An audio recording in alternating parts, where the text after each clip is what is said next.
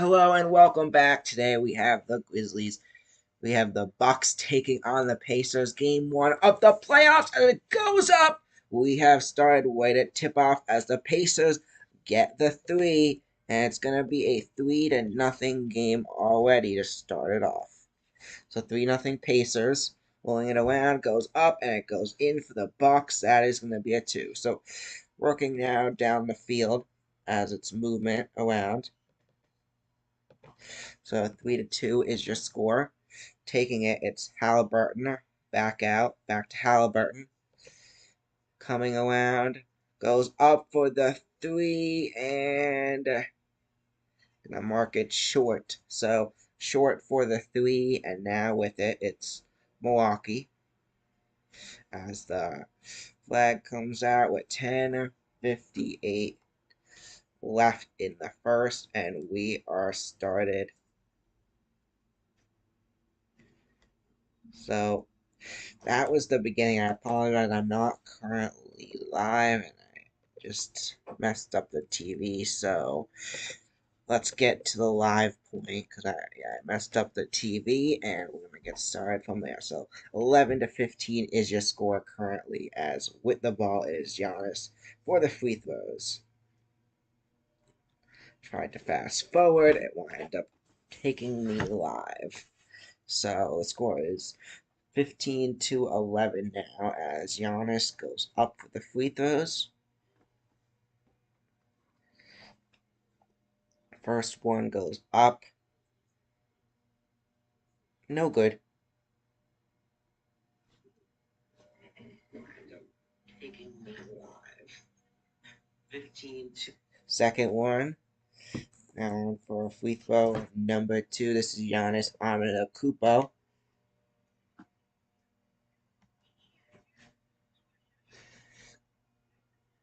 It goes up and it goes in. So now it's a 3-point game as Giannis gets that free throw. So now taking it down, it's Halliburton. Number 0. Halliburton back out to 33, who finds 23, who gets it in for the basket. Now taking it is going to be the Bucks, so 13 with it. 13 with it, so movement around, back to Giannis, goes up, and it does not go in. Number 13. 13 was Ryan Wollins for the Bucks. New name for the Bucks as well, as the Pacers are going to continue up front, but Bucks have a few new names. We got Wollins and Prince and Kuzma also in the starting lineup. A lot of injuries for the Bucks as well, and a lot of different names this year. It's been a rough year for the Bucks. Lillard is out, and yeah, it's been a rough year for the Bucks overall. The Pacers just continuing from their success from last time, as Giannis's free throw is good, and yeah, the Pacers are just continuing the success from last year's playoffs, making it all the way to finals, and was able to get 50 wins again this season. So 17-13 is your score. Currently almost halfway through the first quarter. Giannis's next free throw goes up, rolls around the basket, and it goes in. So 17-14 is your score currently. As now taking it down, it's going to be Halliburton. Back out to 33, finds 23, it does not go in. Thrown that basket. Number 33 of Turner finds 23 of Neesmith. And it's going to be Brook Lopez with the defensive stop there, not allowing it to go in. So now taking it down, it's number 13 of Wollins. That's movement around, back out to Giannis. Giannis with it. Taking it back out to Lopez. It goes in for Milwaukee. A 19-16 game now, as it's going to be number 2 who takes it for Pacers. Back around. So it goes back out to Halliburton. Goes back up and bounces off. It does not wind up going in. So it's not go in, and it's going to remain a 19-16 game. Updating the scoreboard for you now. As it goes round, goes up, goes in for the Pacers, as for the Bucks.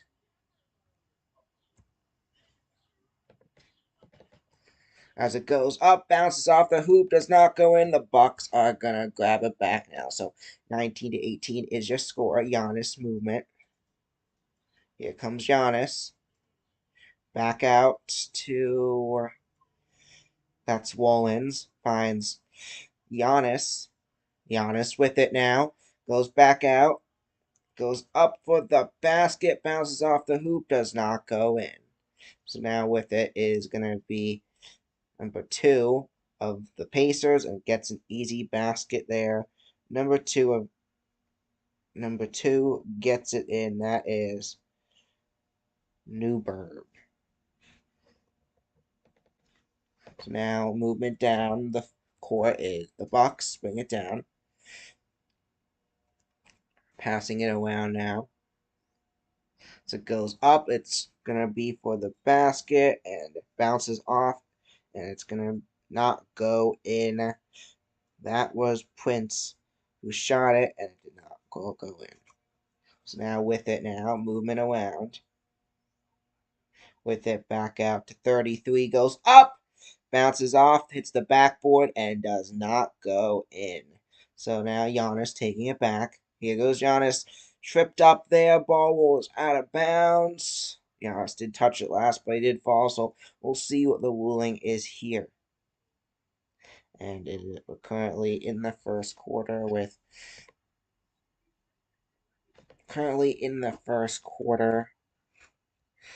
with about 4 minutes to go.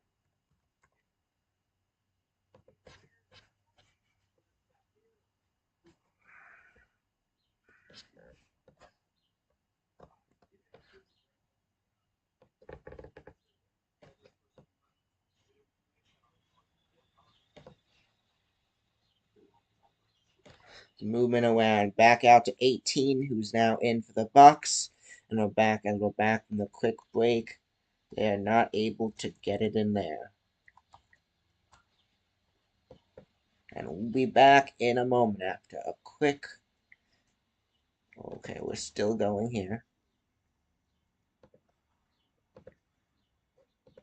As it goes up and it goes in for the Pacers. That's going to be a 2 for the Pacers. So now movement down, goes up. Giannis takes it down the court and not able to get it in. So the Bucks are a team that has struggled a bit this year. They've had a few injuries, but Giannis has been there. They've just had an off season, and same thing with the Suns this season, but a little less of an off season. Still having 48 wins, but Bucks were a team that were predicted to do a lot better this season as they do have talent throughout the team, but they have lost a lot of talent right now. Lopez and Giannis Antetokounmpo, mainly, I think the only 2 starters really are going to start today with Lillard out, and then we have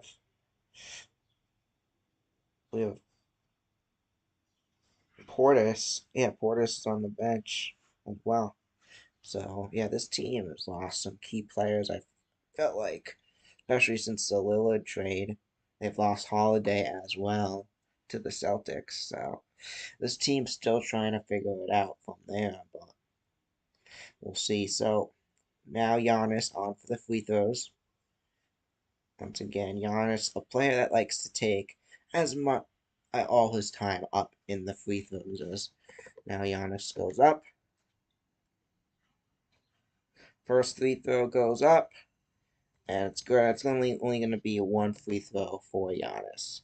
They must have given it a penalty there. So Giannis has 12 points already as today, the kickoff game of the NBA playoffs, taking it down the field. The Pacers with it now.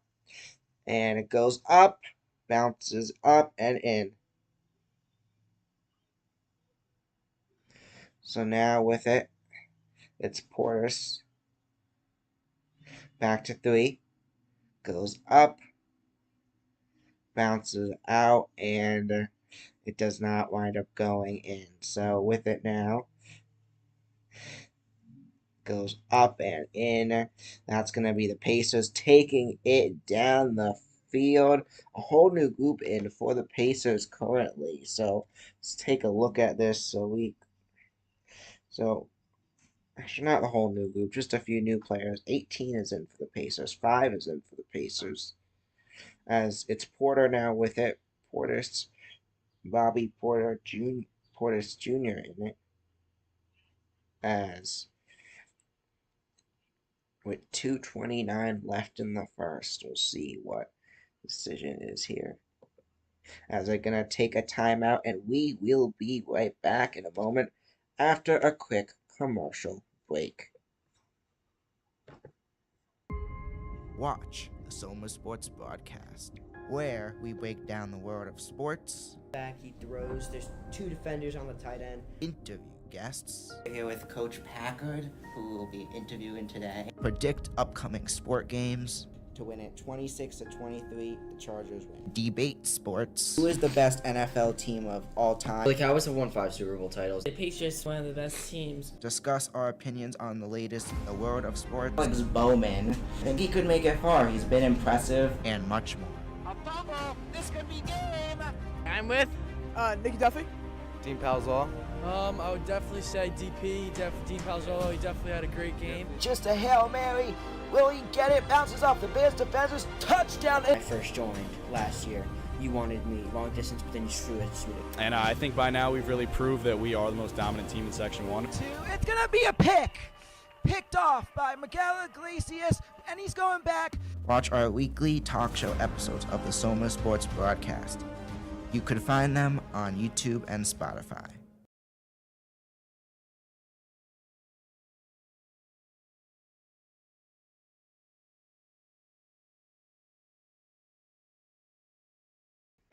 And welcome back. As a quick ad for the Soma Sports Broadcast. Check out what we do. We are a YouTube channel on YouTube, and we are a club at Somers High School. We create Somers talk show episodes, talk about sports, and at halftime, you will be getting the opportunity to watch our most recent episode. In addition, throughout, today I'll be giving my NBA playoff predictions, possibly at halftime or in the middle of a quarter. Stay tuned to halftime, where the most recent episode of the Soma Sports Broadcast will be coming on, and that will be the halftime show for today. But so far, we're in the first quarter, and it's been some back and forth where the Pacers have been able to have the edge. Giannis has come out, who's played pretty good, having 12 points already in this one, but Pacers have slowly been able to make it a bit of a lead, and now that is why it's currently a 27-19 lead, and really, whatever team could score the most, get it down the court the most, it really comes down to that. That's what the Pacers have been able to do so far. So, I'm going to wait. So as we continue on a commercial break, I'm just going to give you a little taste of another cool thing I got to do as part of the Soma Sports Broadcasting Club. So, I am here. Here you go. Interviews. I am here with Andrew Thomas, and first question I have for you is, what position do you play, and why do you choose that position? I play left tackle, and honestly, the left tackle chose me. I didn't choose that position. I was a bigger kid growing up, and that's the position they put me at. Very cool. And what is your most proudest moment in your football career? So far, I would say our playoff win a few years ago. I think that was 2022. That was a great experience for the Giants. Yeah, most definitely. That was a great win. And what is one NFL player you look up to, and why? Growing up, Ray Lewis was somebody that inspired me, just the way he approached every day, the way he worked hard. When I was really young, I used to play defense too, so I love how he played linebacker and approached the game. And what is the toughest challenge you have faced in your career? I would say this upcoming year, this is my first time having a surgery of this magnitude, so it's definitely going to be a challenge for me, but I have my mind on right. I'm going to do everything that's necessary to get back for the season. And finally, how do you feel about the Jameis Winston signing yesterday? I'm excited. He's a great player. I think he brings leadership characteristics to our team, and he obviously has a great personality. So I think he'll be good for our locker room. All right, thank you so much. We're here with Tyler Nubin of the New York Giants. So, we just want to ask you a quick question. Is that all right with you? Yeah, for sure. All right, first question. When and why did you first start playing football? Man, I first started playing football when I was like 6 or 7 years old. So welcome back now. It's the start of as we're back in the first quarter. So now movement down. It's 9 with it for the Pacers. Movement down the field as he's taking it, dribbling the ball. Back out. Back to 9. Goes back out to 1. Who finds 43, goes up for the 3, and it goes in. That is Siakam, the star from the Raptors just a year ago, and now it's gonna be a 11-point lead for the Pacers on 11-1 run in the last 3 minutes and 47 seconds as it's movement down the field now. Porter Jr. with it for the Bucks. It smacks in. He gets the basket as it's gonna be a 21-30 game now as he's gonna get it down. Now movement down with it now. It's number 9 finds 1 and the whistle blown there.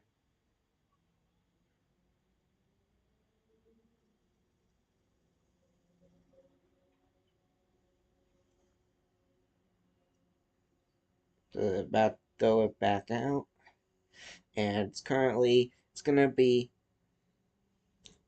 Pacers ball. Looks like Pacers are spreading around on their side of the court to get it back out. We got multiple players around as it's movement now. 9 with it.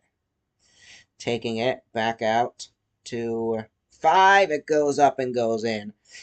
Scoring Larry Bird here today in Indy. A great start to the playoffs for the Pacers as they are pulling away. As tripped up there with it now. 3 finds 5 for the Bucks. Goes up, goes in. That's going to be a basket for the Bucks. As movement now for the Lakers. 0-0 goes up for the 3. Bounces off back of the rim and does not go in. So now taking it down the field. It's going to be 3. Goes up for the basket. It's going to be taken back by number 3. As it is currently a 10-point game. As 3 brings it down the field. Goes up and it's going to be taken back by number 3. So far, free throws for this game, the Bucks have gotten 4 of 8. Pacers have not done a free throw yet today. And yeah, this Pacers team is good. They also have Siakam. He used to be the star of the Raptors for a few years, and now on the Pacers with Halliburton. Another reason why the Pacers have been a top team as well has helped a lot for that. But Porter Jr.'s first free throw is going to be good for the Bucks, making it a 9-point game. Now, second free throw. He's going up for it. Goes up. And it goes in. As now, with it, it's going to be the Pacers. So, bringing it down the field. 8-point game now. That's number 9 with it. Number 9. Bringing it down. As he goes up now with it. That's Siakam.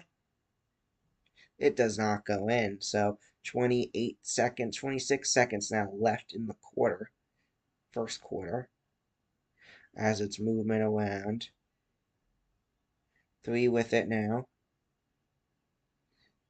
As it goes out, and it does not go in. So, taking it as we're now down to 10 seconds left. Number 9 with it finds 0-0 back to 9.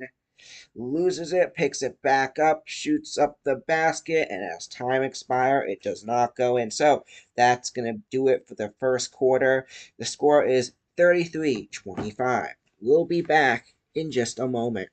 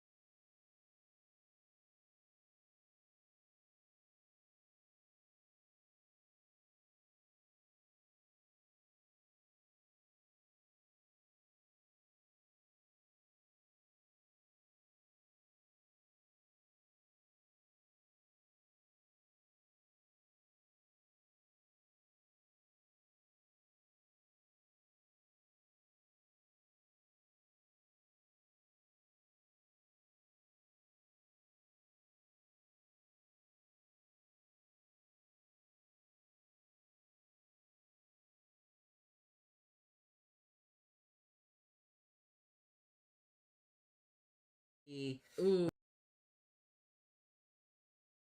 To throw and an easy. Ooh. Was that a touchdown? It looked like he caught it.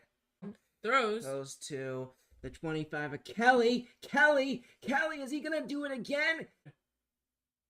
All right, looks like they did not make it to the end zone.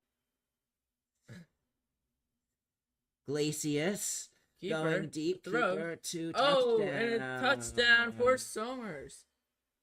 Throw. He goes in the middle to Palazzolo. The air game, I think. Did he get in? Somers looks to be celebrating. Touchdown, Somers. First Lakeland. Okay, to kick it away.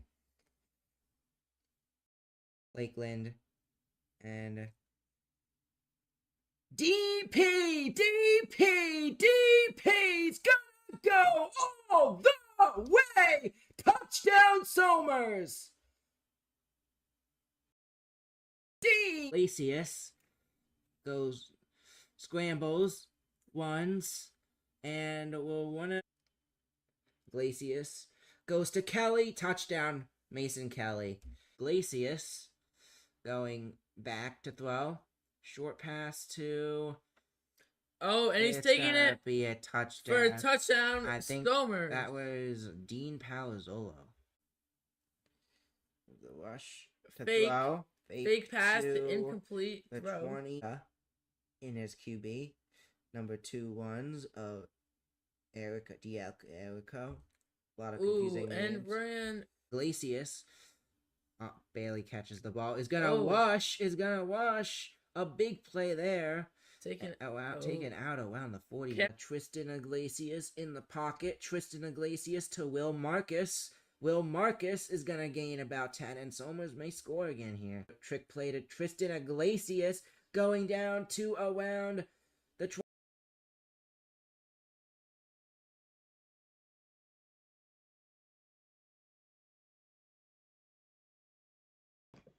So welcome back now, as it is now the start of the second quarter, with the Pacers currently up 33-25. So we're starting off now. Start of the second quarter now. It's movement now. 9 with it. Goes back. Number 9 going back. Takes it. Finds 5. Goes back to 9. Now to 0-0. Goes up. As it goes up for the Pacers, trying to shoot. That was number 3. It winds up not going in. A whole group of backups, and Siakam in there currently for the Pacers. Pacers trying to extend their lead now, as it's now Thomas Bryant on for the free throw. First one goes in.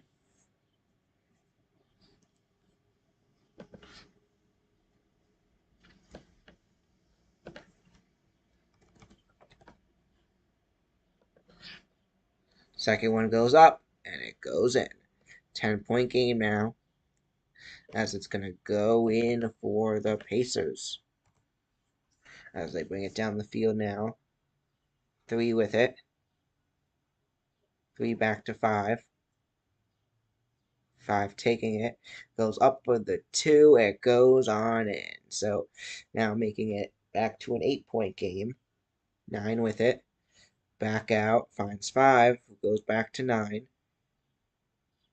Now going back up. Winds up not going in. So 9 not allowing it to go in, as now taking it is number 9, Portis Jr. Does not allow it to go in. It's going to bounce off, and it's going to be all said and done. It's going to be the Pacers' ball. Now Pacers with it.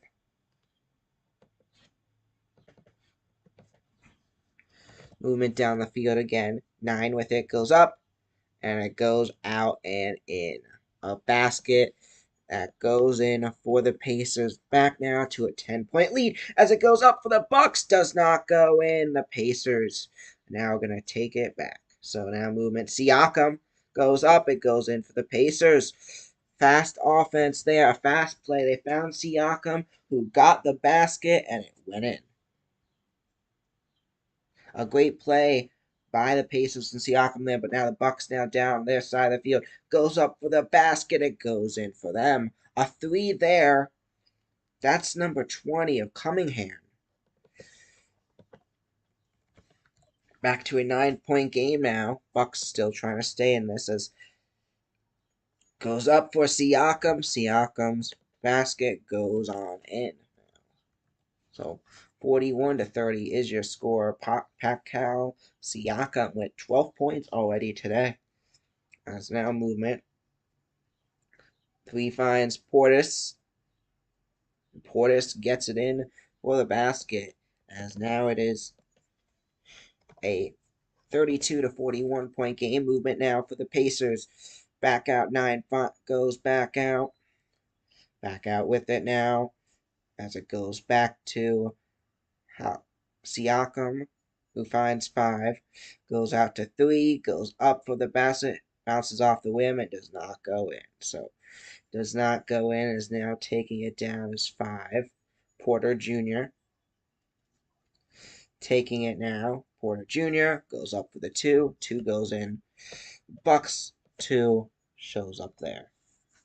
So now 34-41 is your score. 1.1 score game that would be in football. And looks like we got a timeout called. So going to be a timeout that is called, and we will be back after a quick break.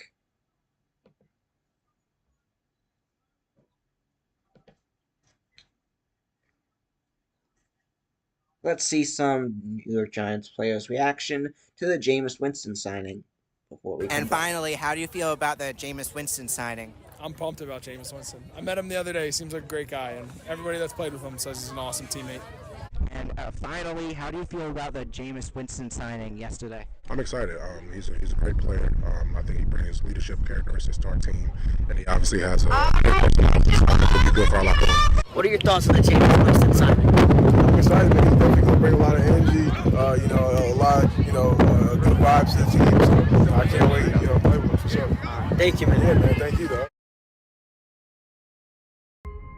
Watch the Soma Sports Broadcast, where we break down the world of sports.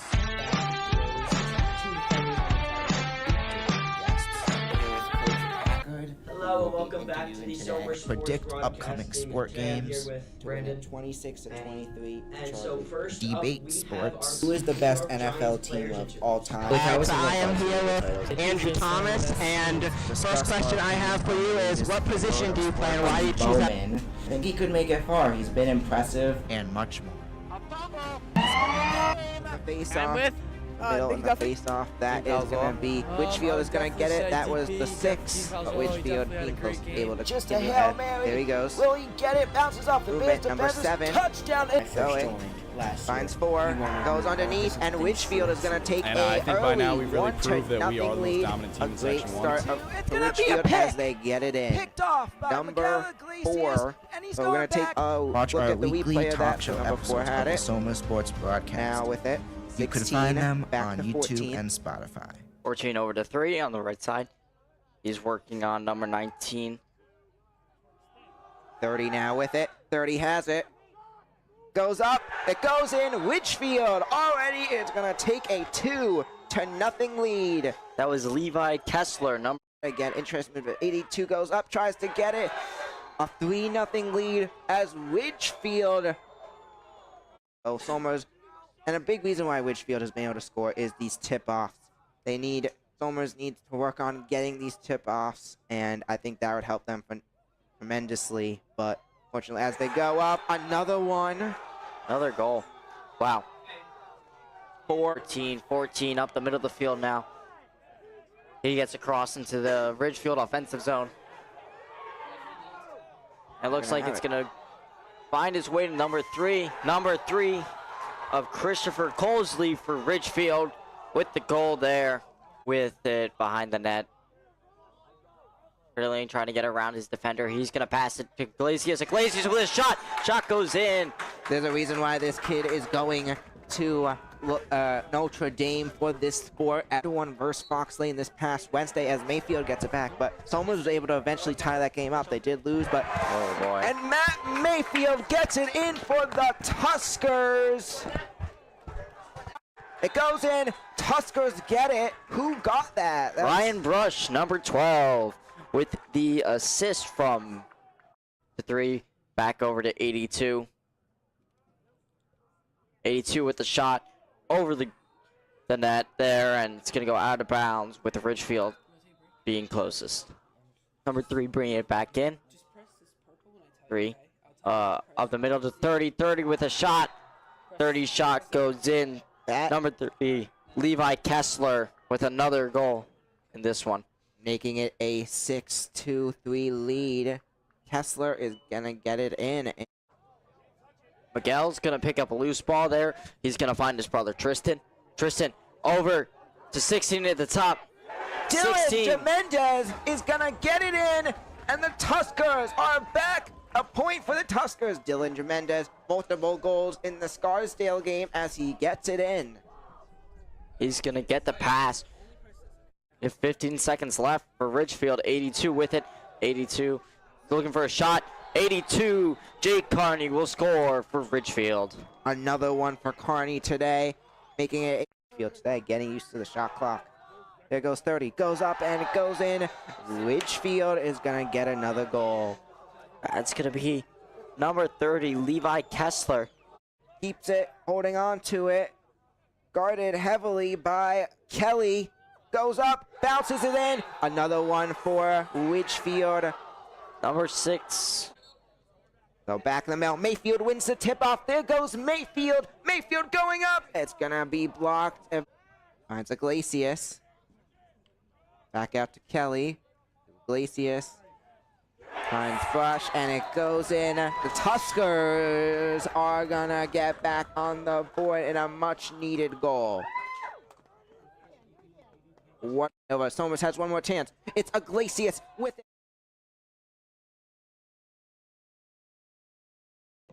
And welcome back now as we are back from the commercial break. It goes up, bounces off the rim, does not go in, but the Bucks are going to take it back. Bucks currently with the ball as they're taking it. And there's communication now with Bucks. Doc Rivers, the Bucks coach. So it's 6:52 left in this one. It's going to be Bucks to continue with it. 20. Back around. Goes back out. Goes up for the 3. Bucks are not going to get the 3 there. So it's going to be taken back by the Pacers. Movement around now. With it. And stay tuned for as during our next commercial break, I will be giving my NBA playoff predictions as now movement goes up, it goes in.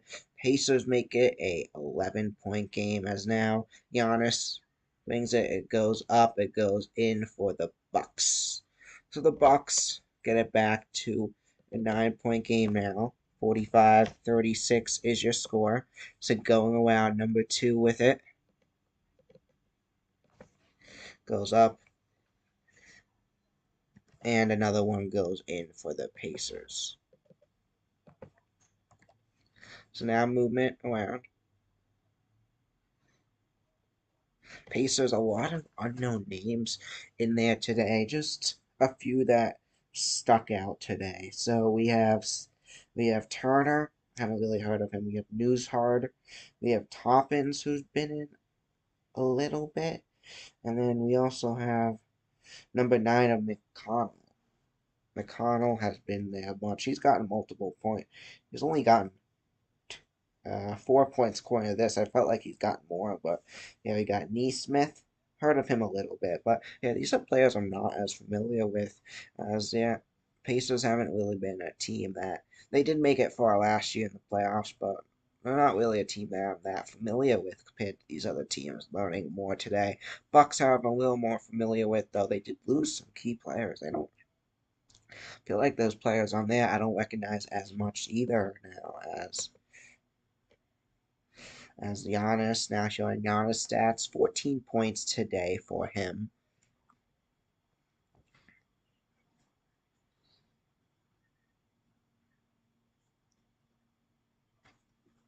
Giannis' basket goes up, hits the back, the rim does not go in. So Halliburton's going to take it. Back out to Siakam, back to Halliburton. Halliburton's going. Goes back out to 33. 33 has it, goes up, does not go in.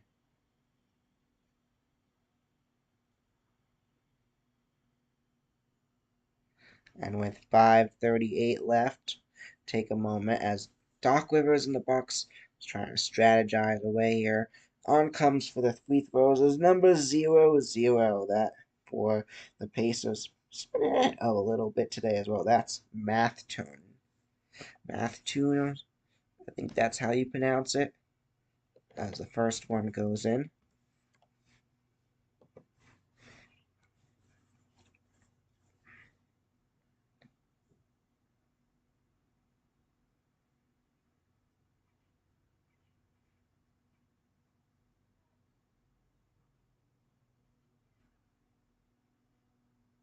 Now on for the second free throw.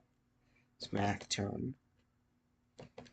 And the second one is going to go in. So Mathin, or however you pronounce it, 00 gets it in. So now with his Giannis, goes back to, tries to get to Lopez, I guess, but ball goes up, multiple players touch it at the end of the day. It's going to be, I think it's going to be the Pacers ball.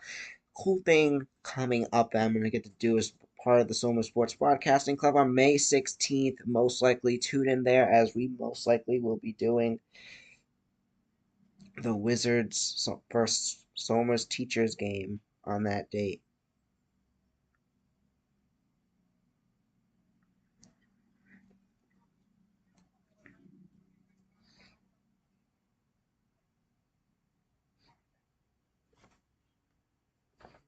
Now, losing it is going to be 18. As 00 is able to go over and pick it up.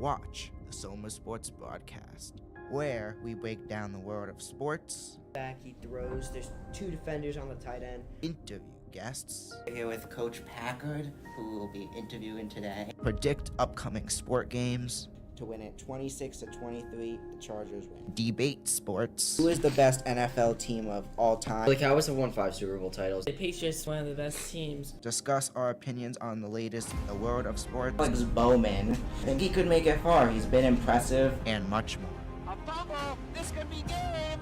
I'm with Nicky Duffy. Dean Palzal. I would definitely say DP, Dean Palzolo. He definitely had a great game. Just a Hail Mary. Will he get it? Bounces off the Bears defenders. Touchdown. When I first joined last year, you wanted me long distance, but then you threw it. And I think by now we've really proved that we are the most dominant team in Section 1. It's going to be a pick. Picked off by Miguel Iglesias, and he's going back. Watch our weekly talk show episodes of the Soma Sports broadcast. You could find them on YouTube and Spotify. So welcome back as we come back from the break. So now with it, 18 finds Giannis. The Bucks with the ball currently, still same score here. And it goes back. Giannis with it, goes up, it goes in for the Bucks. Basket for Giannis Antetokounmpo. So now with it, it's going to be the Pacers. Takes it. Number 2 finds 33. Goes up. And it goes in. 51 today for the Pacers now. As they are now halfway to 100. As Giannis goes up. It's the top of the rim. Bounces off the backboard. Does not go in. As there goes Siakam. Siakam back out to Halliburton. Great duo there for the Pacers. I've not seen those two play that much together today as well. End of the day, does not go in. So that basket really, Bucks, Lopez was there. It was actually not Lopez. Multiple other Bucks players were there to block the basket there. So now going up for it, it's going to be 0-0 for the Pacers.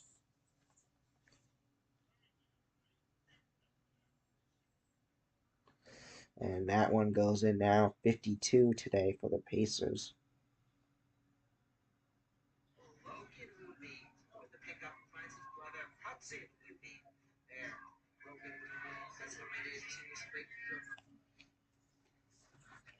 So basket is good there. So now movement now down the field for the Bucks.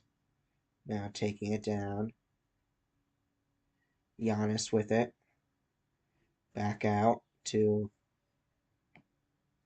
Giannis. It's going to be taken back by the Pacers.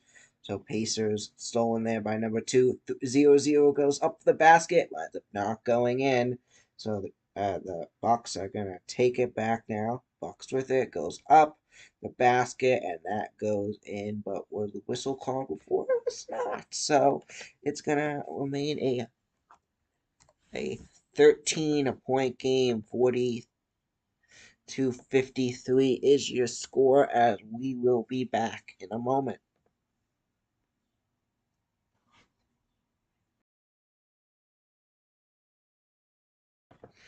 As we're back, Damian Lillard sits on the bench out. Obviously not playing for this one. But he is expected to return the next game for the Bucks, which could be big, as he has been a key that the Bucks have been missing. Though the Bucks have had a bit of a winning streak. I believe it was 4 games coming out of the season. So the Bucks are on a bit of a roll to get back into the swing of things. Of course, they are your 2021 champions. Can't forget, I know it does feel like it was a while back, but 2021 champions. They're still the recently champions. And yeah, I don't know how I got that messed up. They haven't had an 8-game winning streak coming out of the season, not a 4. Pacers had a 1-game winning streak. As it goes up, goes in for the Pacers. However, they are not looking that good today, as they're now currently down by 14. Now with it, Giannis brings it down. Antetokounmpo. back out, finds 12, goes back up to Wollins, loses it, taken back by the Pacers. So now Pacers head down the field, goes up for the three, it goes in. A great play, getting it down the field, finding him to get the three for the Pacers, and now the Pacers are going to make it a 17-point game. Looks like we're going back to another commercial break, and it is currently a 17-point game. We will be back in a moment. And during this commercial break, actually, I'm going to stay on and talk about the NBA playoffs. So let's just take a look at this, at the playoffs. We have, and my full-on predictions out, especially since the NBA bracket is now set. It's not going to change that much, though. I may change it up a little bit because from my last time I said my predictions on a broadcast, because why not? Why not? Getting a little up in the red there. So we got, let's start off with this series. Bucks Pacers. How the Pacers have been playing. Gonna be a tough challenge for the Bucks, but with Lillard coming back, then they got Pacers got Siakam, Halliburton. It's gonna be tough, but I think Pacers are just overall the better team right now, and I think they're gonna wind up taking it.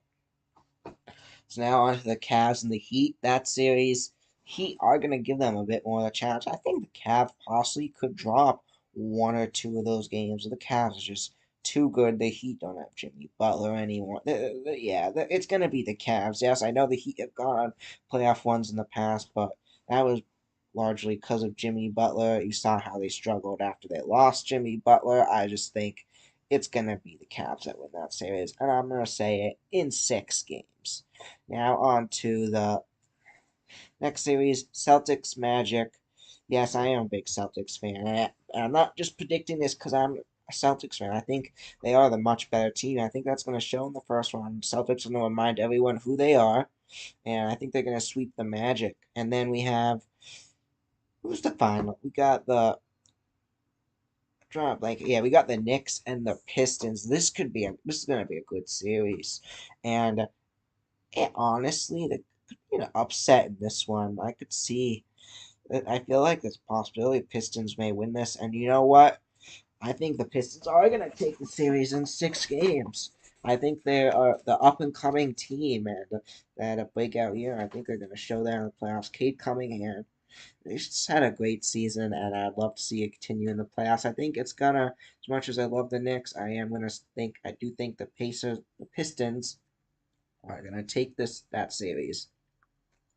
So now we got the division round. We got Cavs, Pacers, and Celtics, Pistons. But let's move on now to the West, and we have Grizzlies, Thunder. Yes, that should be a good series. Battle between the 1 and 2 seed for a good part of the season.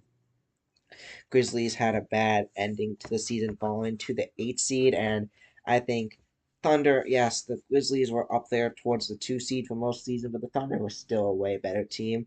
Maybe Grizzlies take one game, but I honestly think the Thunder are going to wind up sweeping the Grizzlies. Thunder are just too good of a team. Then we got the Warriors and the Rockets. Upset alert. I got the Warriors taking that one in 6 games. I just think Rockets, yes, they've been great. They've gone on the one that they've gone on, but they still don't have the playoff experience. Warriors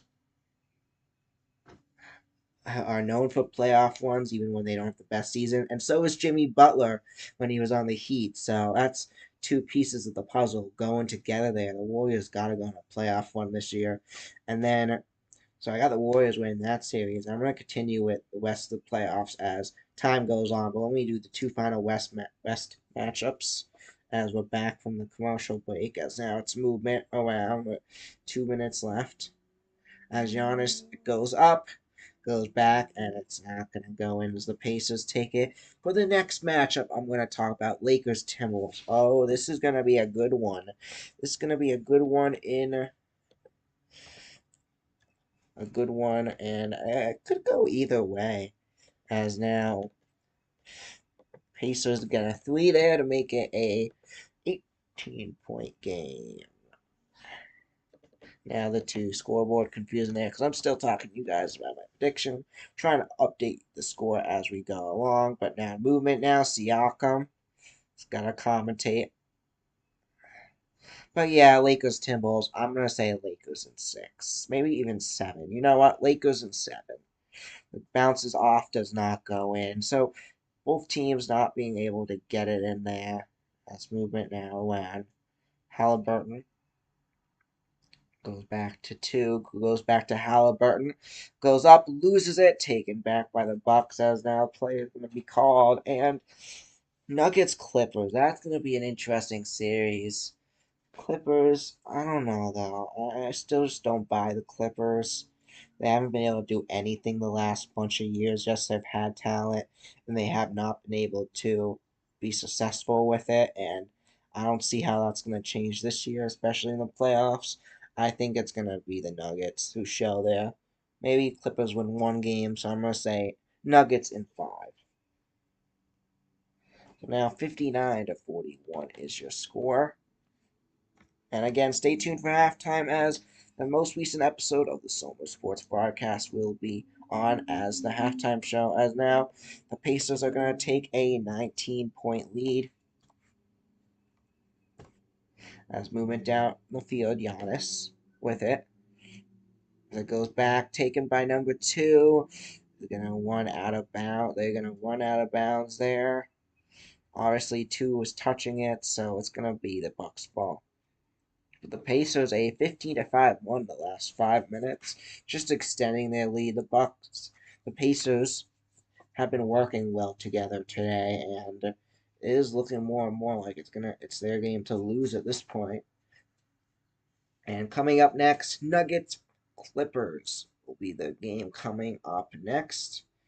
I will not possibly hoping to be calling another game through some point this weekend as well, but not 100% yet. But stay tuned. Follow my social media, BTB Sports predictions too, so you could see what other games I'll be doing this weekend. Also follow the Soma Sports broadcast. I'll make sure to put that in the Soma Sports broadcast story as well. So and Soma Sports broadcast, you can see what games I am doing for Soma Sports off local, live mainly, and sometimes YouTube broadcasts as well. So now movement down for Giannis. Back out to 12th. Finds Wollins. Now with it, Lopez goes up for the 3 now, and it does not go in. So taken back now, it's going to be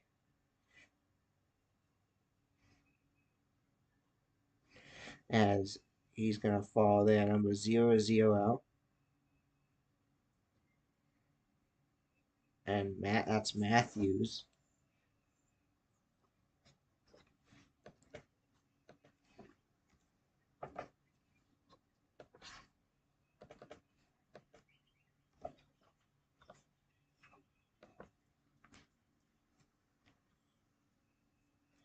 So Benedict Matthews has gotten 9 points today so far. A great day for him on the Pacers as the basket goes up and goes in for him again, extending the lead now to 20. A big lead for the Pacers now.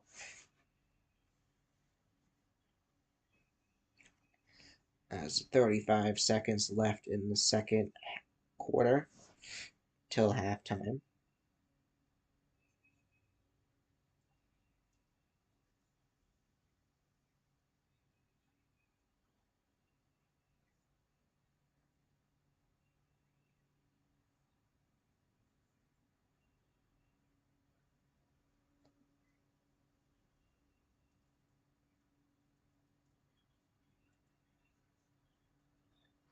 As now up again, it's going to be for another free throw. As 0-0 goes up, it goes in again. Now 64-43 is your score. Pacers pulling more and more away as the movement down. It's going to be Giannis with it. Giannis been in most of the game today. It's taken back by the Pacers. Pacers defense showing up there. Giannis goes on him. Ball is loose. A great play by number 2. Getting surrounded, was able to throw it out to number 33, was on the ground.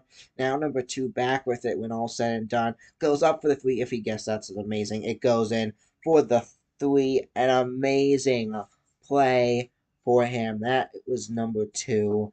Amazing. Just overall. So he was on the floor, was able to pass on the floor, and then he got up after the ball was gone, got wound up with it again, and was able to get that three to end the half. And folks, that is gonna do it for the first half. So we now head to halftime, and we will be back in a moment for our halftime show, and that will be the episode of the Soma Sports broadcast. But we'll be back after halftime, so stay tuned. It was even in the beginning, but slowly and more slowly the Pacers pulled away and took control of this game, and the Pacers currently up by 14. We'll be back after halftime. Stay tuned and enjoy this most recent episode of the Soma Sports broadcast.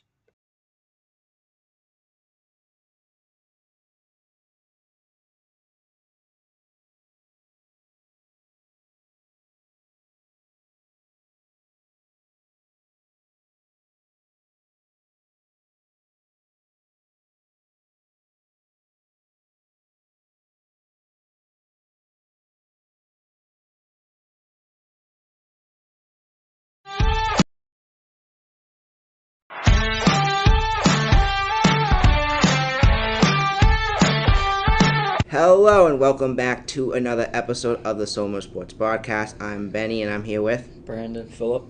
And today let's get started with recapping some Soma sports. Our first game we have on April 4th, the girls lacrosse team played Pleasantville and Pleasantville won 15-9.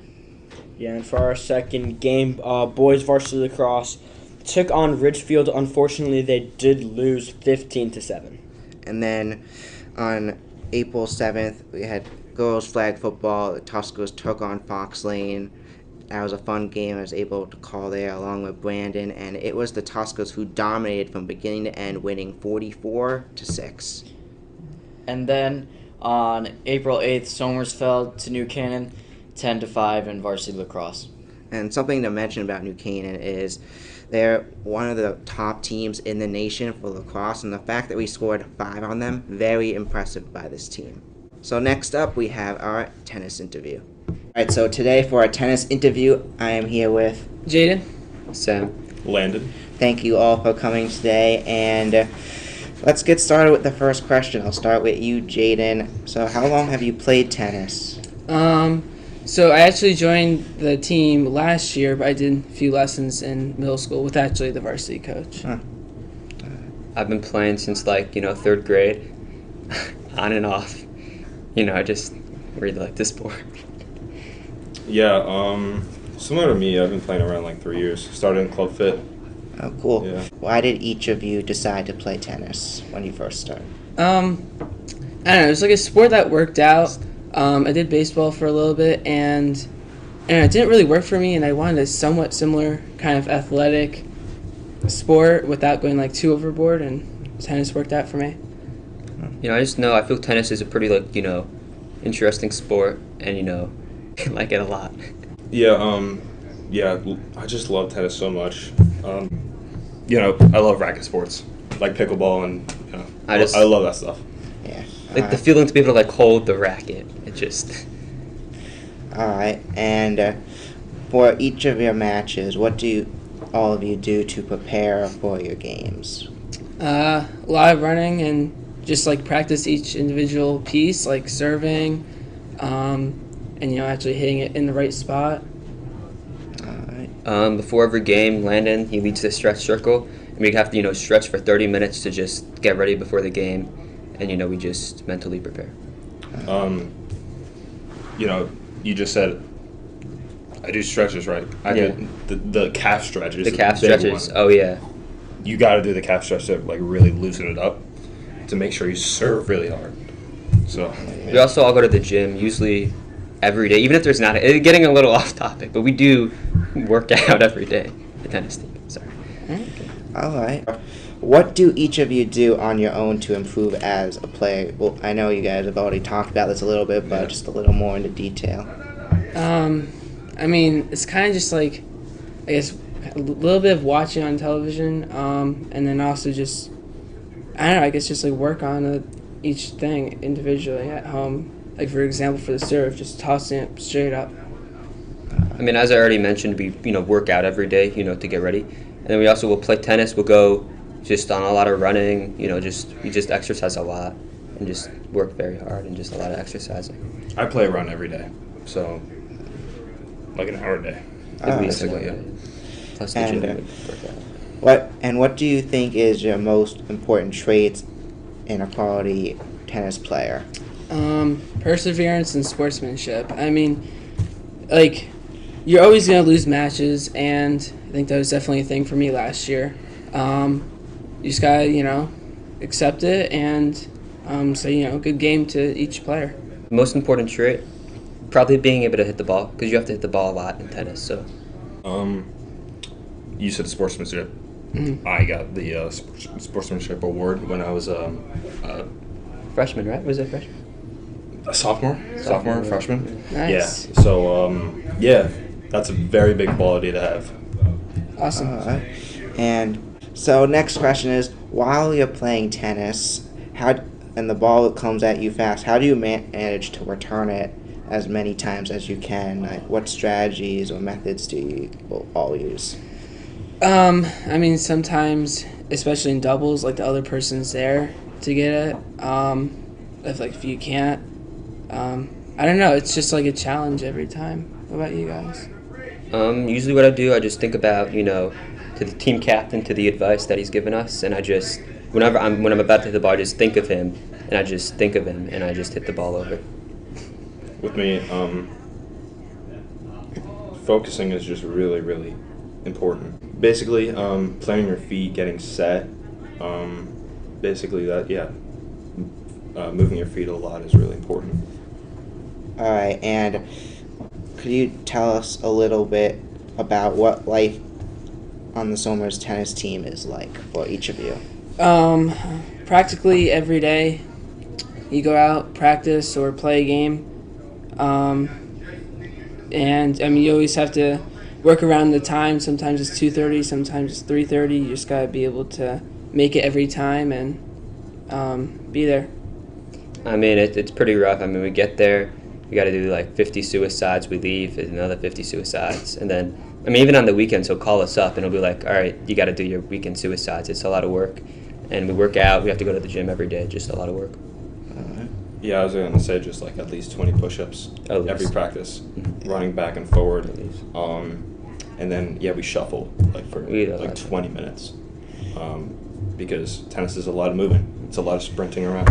Yeah, definitely. All the practice always makes it better. Of course. And final question is, what is your most proudest moment as a tennis player? I mean, I guess just every time I've accepted like the loss or whatever, or the win even, and just moving on, I think, and always being able to shake the person's hand. All right. My proudest moment is probably when I beat Landon over here in a 1v1. I was pretty proud of that. It was a pretty good moment. Okay. My proudest achievement on the tennis team is just having a great team behind me, being the captain, of course. I like to be a great leader, great person they look up to. I look up to. And I'm excited for the rest of the season to go, 10-0. Yeah, probably right. Yeah. Well, good luck and thank you all for coming in today. Yeah, it was a thank pleasure. you. Thank you, Benny. All right, so next up we are on to our main portion of the episode, and today we will be doing our mock drafts for the upcoming NFL draft, something I've been looking forward to do all season long, since starting this club, something I've had in mind, and let's get started. So we have our mock drafts up, and first pick this year's draft is the Tennessee Titans, and I got them. I think this is obvious. It's already kind of known that they're taking him first overall. I think they're going to take Cam Ward first overall from Florida. Just a great pick. They need a quarterback, and he's the top quarterback in the draft class and a generational talent. I think he's a great fit for this Titans team that is trying to rebuild, so I got Cam Ward going first. Alright, so now on to pick number 2. I have it's the Browns, and as much as I would like to see the Patriots get him, I think it's going to be the Browns who are going to take him here, one of the best players in this draft class, maybe the best. I think they're going to take Travis Hunter, second overall. Yes, some people are saying quarterback may be the right choice here for the Browns, but they do have Kenny Pickett and Deshaun Watson. They are paying Deshaun Watson a lot of money, and I still think they're going to stick with Watson, especially if Travis Hunter is available here too. Now, the third pick, I have the New York Giants, and with the third pick, I think they're going to go quarterback. Yes, they have Russ Wilson and Jameis Winston, but they do also have to get ready for the future. So I think they go Shawn Sanders here, third overall. After that, we have the Patriots, fourth overall, and I think they're going to take Carter here, getting help on the line. It's going to help the Patriots a ton, as much as they wanted Hunter, and Hunter would have been a good fit. I think Carter is the next best option. Patriots take Carter, fourth overall.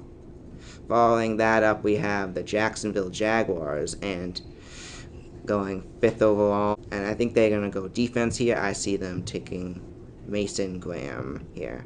Now we got the Raiders, and Raiders need a running back, and Genty is one of the top running backs here, losing Jacobs, and I think that would be a great fit for the position. They also possibly could go quarterback here, looking to the future after Geno Smith, but especially since the two top options are no longer available on the board, I think Genty makes the most sense here for the Raiders.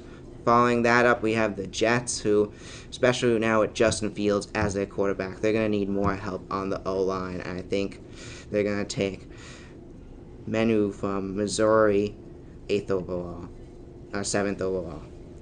Next up, we have the Panthers, and Panthers, another team that also needs help on the O-line. They got some good receivers, but they also may go tight end here, but I think they're going to take Will Campbell, 8th overall. Another team needs help on O-line. And then now, picking number 9th, we have the New Orleans Saints, and I got the Saints.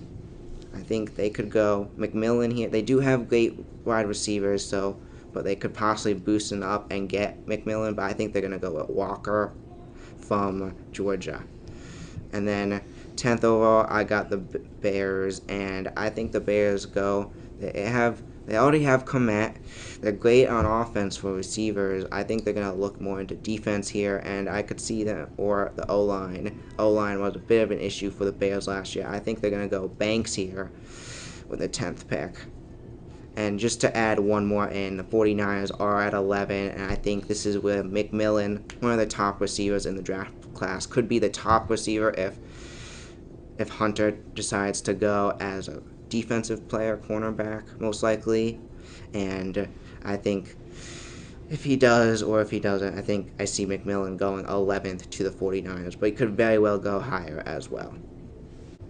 All right, so now on to my mock draft. Number 1 overall pick by the Titans. I mean, I think this is pretty obvious. I do think it's going to be Cameron Ward. He's a great quarterback. I don't see him being a generational talent. I think he's good, but I don't know if he's going to be that good. I think he's serviceable. He can get the job done and replace Will Levis, who's the walking highlight reel. And second overall, I do have Abdul Carter going to the Cleveland Browns. They don't have that bad of a quarterback situation. They do have Kenny Pickett, and they still have Deshaun Watson. So maybe Kenny Pickett could have a chance here, and I think this would be great. Just so maybe he could prove his worth, and if not, they could probably trade for someone towards the middle of the season. Third overall, I have the Giants taking cornerback / wide receiver Travis Hunter. I think he will be a great addition. Him and Malik Neighbors will do good. I don't have them taking Shador here, just because I don't really think they need quarterback. They just signed Russ. They just signed Jameis. I mean, they have a good quarterback room. Good quarterback room. I think it's really good just for them. And fourth overall, I think for the Patriots, they're going to be giving Drake May some offensive help, some more time to get the ball out. So I have them going Armand Membu from Missouri. I think this will be a great pick. Give him some time to throw the ball, maybe get some more rushing yards. It'll help out the running back and the receiver.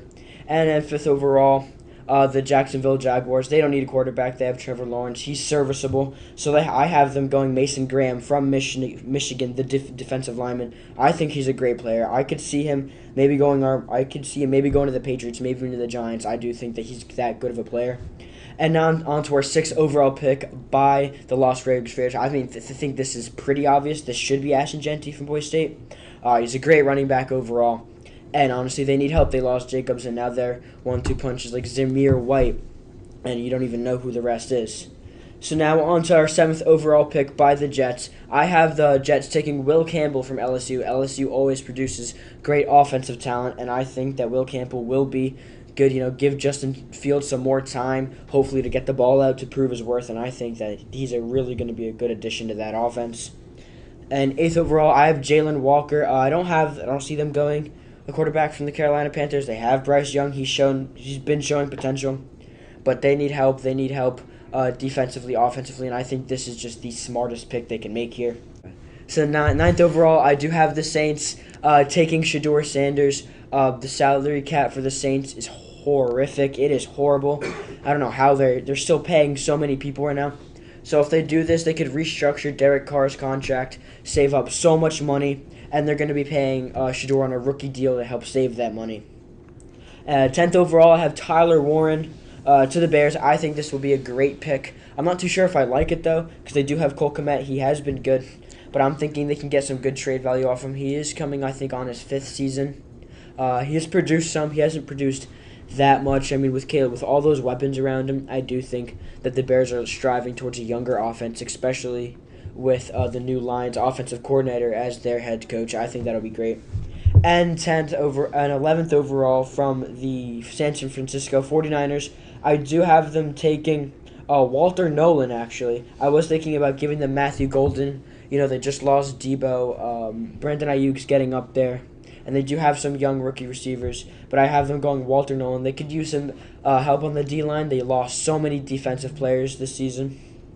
And 12th overall, I have the final pick that I'm going to be making. The Dallas Cowboys selecting Amarian Hampton. The Dallas Cowboys running back room is honestly not that bad. I mean, I liked what we saw. I mean, Ezekiel Elliott was doing serviceable. All the other running backs doing good. Rico Dowdle having a stud year, but I don't really think that they're going to make a move outside of running back. Yeah, onto my top 10 mock draft picks. So number 1, Tennessee. I have them taking Cameron Ward right away. Wasting no time there. Next we have Cleveland.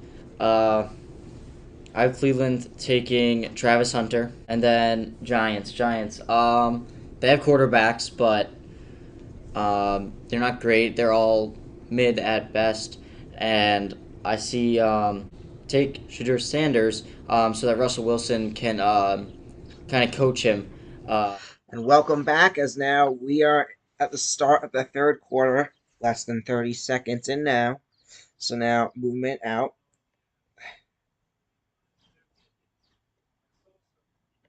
So there goes up. So now back with his Halliburton, who goes out to 23. Back out around now. Passing it around. Back out to Halliburton. Goes back up. So far, the Bucks have gotten a basket. So 2-0 yet. And it goes up for the 3. Number 2 has been phenomenal today. They're going to say it's a 2, actually. His foot was right on the line.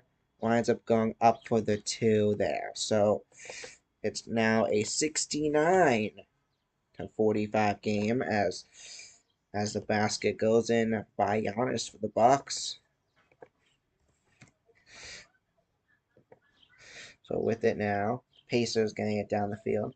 Giannis Antetokounmpo, 21 points today in 20 minutes of playtime. Goes back out, goes up for the 3, number 23. It does not go in for the Pacers. Taken back by Giannis, and then now clock stop. Giannis down on the ground as he's helped back up.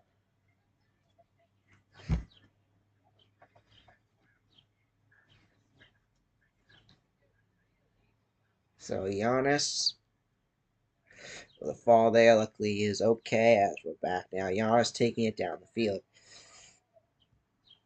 With it now on it, Antetokounmpo finds Wollins. Back out to Pierce. Back out to Giannis. Giannis goes back out to 12th, and I believe that's Wollins. It does not go in. So now with it, goes up for the 3. goes back, hits the backboard, does not go in. Now with it, Antetokounmpo. Giannis Antetokounmpo finds 18. It goes back up, does not go in. It's going to be taken back by Halliburton and the Pacers. Now with it, Halliburton back to Siakam, who goes up, and it goes in.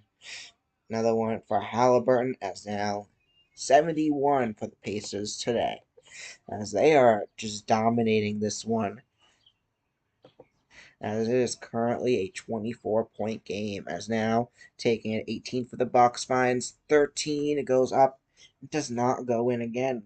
Bucks doing a lot of far baskets, not going in. That was Wolin's number 13, taken back by the Bucks again. They must get a basket there, and they're going to lose it. It's going to be taken back by Halliburton, who winds up with it when it all said and done. Goes up for the 3, and it goes in! The Pacers get another 3. That's Siakam, who gets the 3 for them. Siakam, I feel like Siakam's could be player of the game today, but there's a lot of players today who have stepped up for the Pacers as well. So Giannis loses it, finds Halliburton, and Siakam up with a loss, finds Halliburton, and back to Siakam for the 3. And as we go to commercial break, let's continue with some NBA playoff predictions. So now on to the divisional round for me. So we have, Pacers have flopped the Bucks score so far, 74-47. It's just been dominant. But now we got next round where it is going to be the Pacers who take on the Cavs, and I think this is where the Pacers road ends. Is the Cavs are going to wind up winning that series. I'm going to say in 5 games. And then we have the Celtics taking on the Pistons. Damn, the Celtics are a team that loses to the Pistons a lot, however. And I think they could wind up taking 2, maybe even 3 games. That could possibly be the team that upsets the Celtics. But I think it's going to wind up being the Celtics. They're going to figure it out and take it in 6. But yeah, the Pistons are a team to be a little nervous about. Even when the Pistons were horrible, they're a team that always found a way to beat the Celtics, even when they were one of the best teams in the league. So Pistons are going to be a tough opponent for the Celtics, but I think Celtics are going to get it done. Not just because I'm a Celtics fan, because I do generally believe the Celtics are a great and the better team in that series. But I think Pistons taking at least a couple there. So we got Cavs, Celtics in the Eastern Conference Championship, and then we got the Thunder and the Nuggets. It's gonna be a good series, and honestly, I'm going Nuggets here just because I think the Nuggets have more experience. So, the Nuggets are a little messed up. They did just fire the head coach, so they're still figuring stuff out. And actually, I may have to go Thunder here, just because all that has happened, figuring it out. The Nuggets are a little bit of a mess, and that is why I'm going Thunder here. So Thunder actually going the final. I'm just gonna change it up there. My apologies. And then Lakers, Warriors. You know what? I'm going Warriors. I think the Warriors are going to continue their run, and Warriors head back to the Western Conference Championship to take on the Thunder. So now on to the Western Conference Championship. I think it's going to be the Thunder who get it done over the Warriors. Warriors streak ends there, so Thunder head back to the finals, and they're going to take on, you guessed it, the Boston Celtics. And Celtics, I think, are going to win the finals. I think this is really what the playoff experience catches up to the Thunder here. And I think the Celtics just take control of the series from the beginning, winning it in 5 games. Yes, the Thunder had 68 wins, but I just think the Celtics are still as good, maybe even a better team here.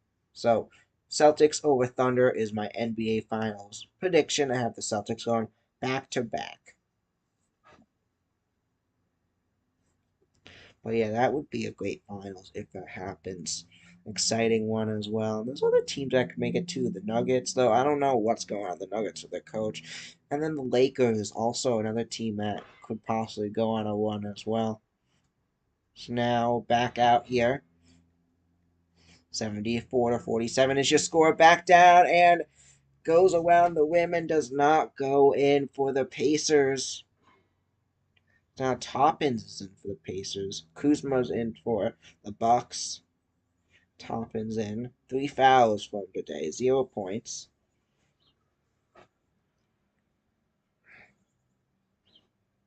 As now Kuzma is on for the free throws. Kyle Kuzma used to be on the Warriors, then he went to the Wizards, now on the Bucks. As first free throw goes up, it's no good.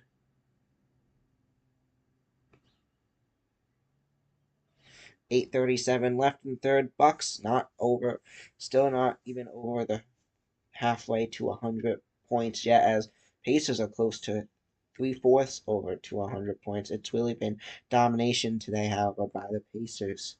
As now with it, Prince finds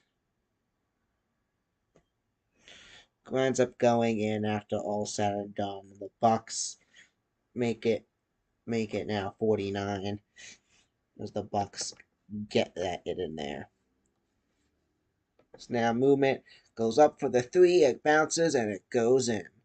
A 3 for the Pacers as now is gonna make it a 77-49 game. Goes back now down the court. Lopez back out to Kuzma. Now with his Wollins. Wollins still with it. Back out to Prince. Back out to Lopez. Lopez with it. And it goes up. It goes in. Giannis gets it in for the Bucks. Lopez, my apologies.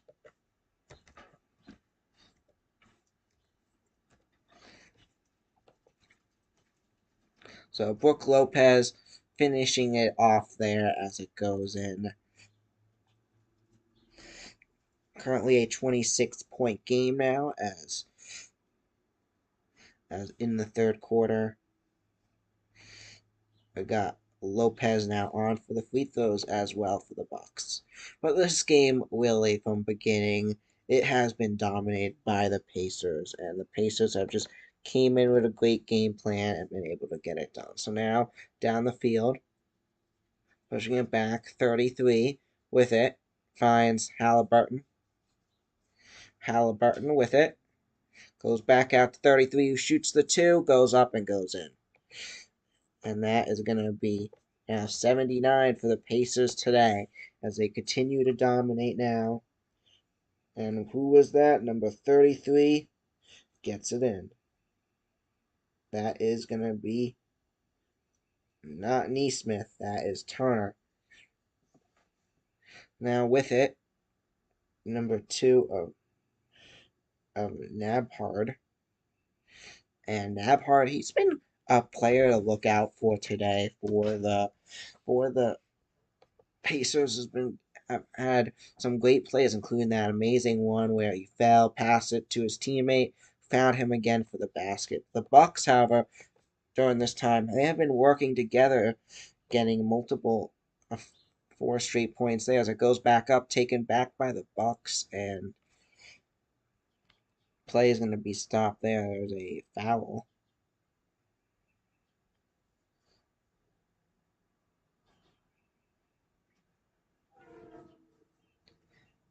So 6:36 left in the third. Back around now.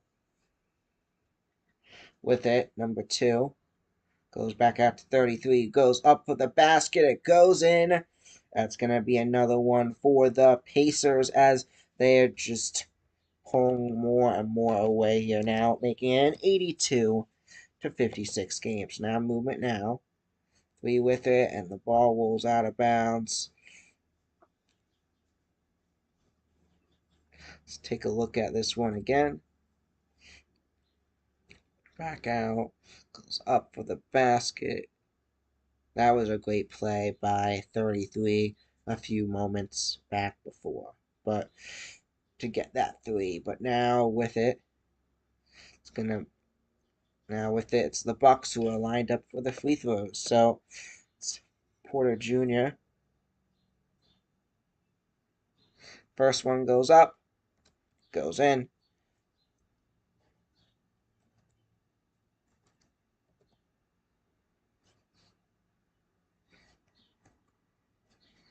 57-82 is your score. As the Bucks, it's been a rough day for the Bucks as now as it's 3 up and it's gonna go in again now. Your score 58-82. This movement down, goes back out. As it goes up, 33 gets it, goes around the rim and does not go in.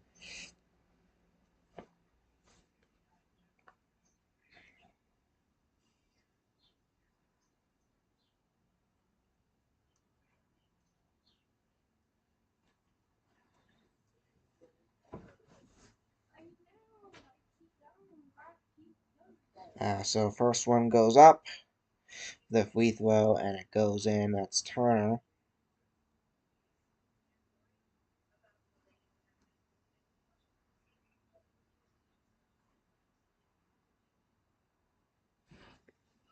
So Pacers now on for the free throw.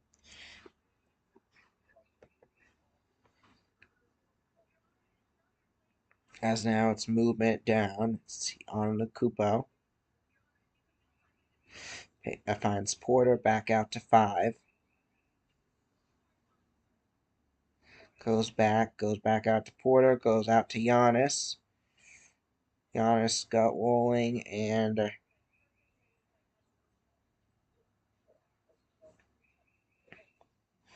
flag a foul there on Giannis. Looked like he didn't mean to do it there, but goes into 33's face. And actually, they're gonna make that a tip off.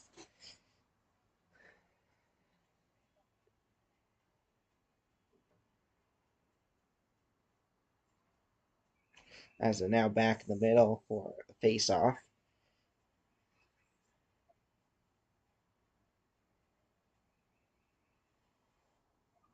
As goes back up and Giannis looks to get it. Goes out to the side, goes up. Number 3 tries to shoot it. It does not go in. So taken back now by the Pacers. As it's been domination by the Pacers today. Halliburton with it. Goes back out. And it goes up. It's going to be, it does not go in. Taken back by Giannis.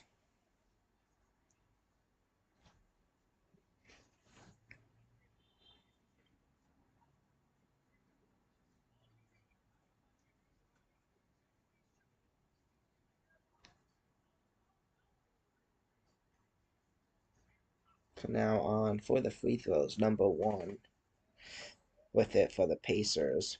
Hits off the side of the rim and does not go in.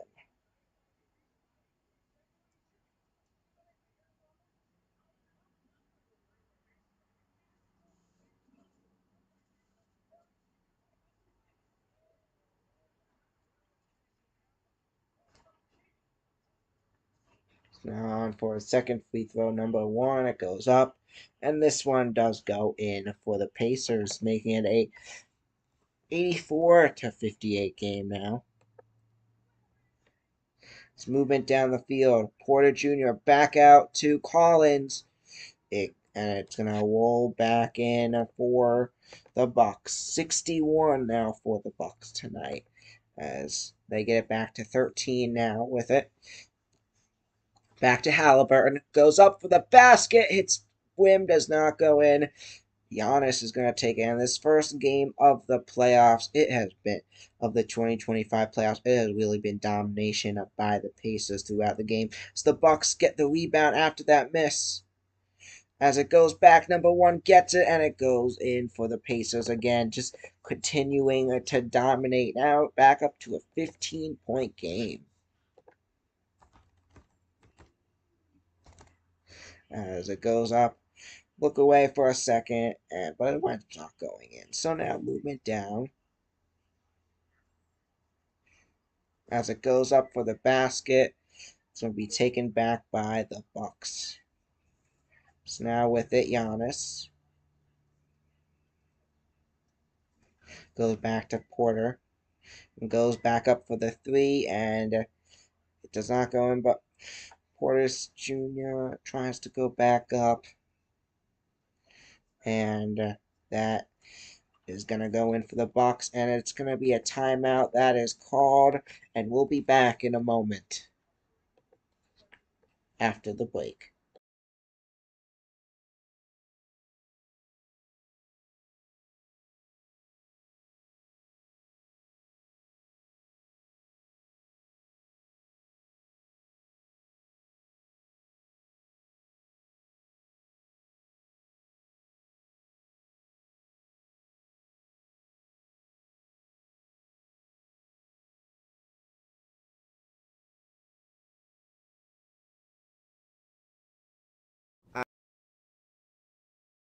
Alright, so today we're here at Somers Varsity Basketball head coach, Coach James. Thank you for coming today. Thank you for having me.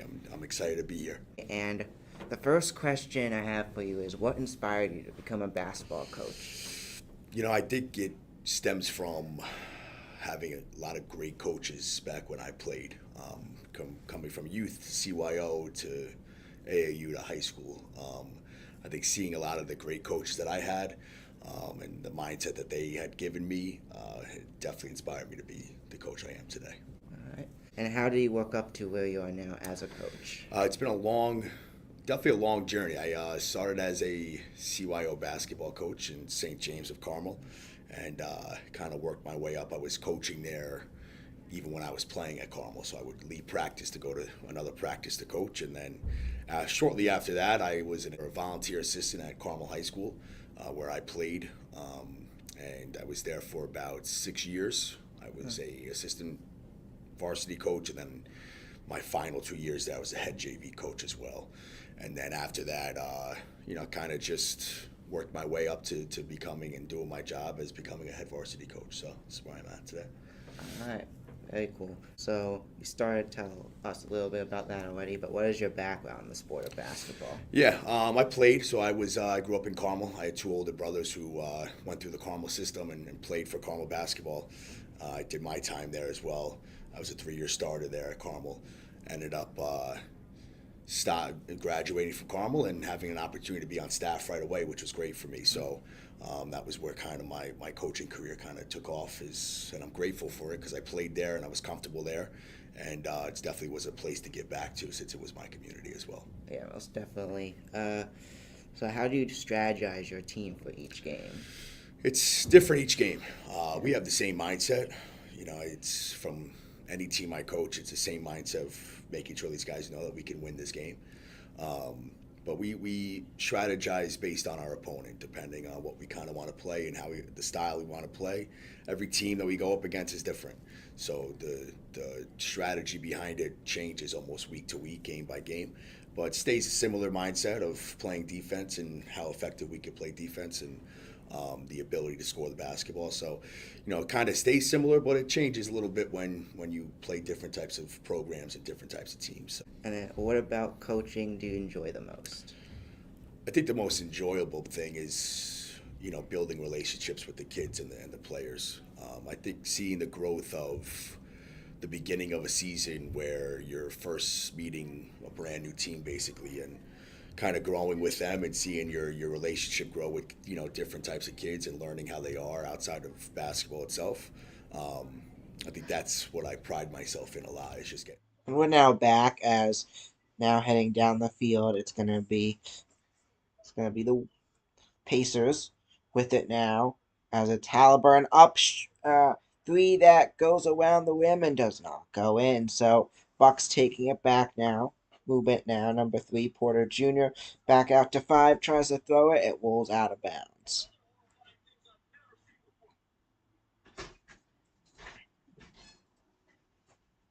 So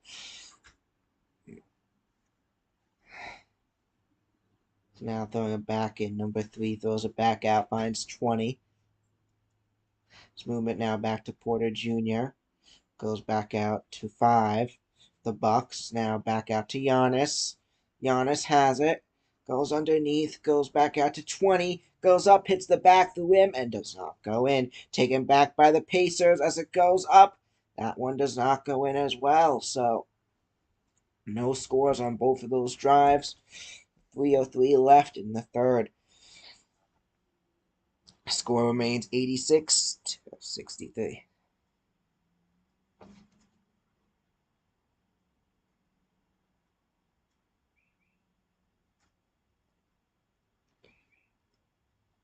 So now 0-0 on for the free throws. First one goes up and it goes in.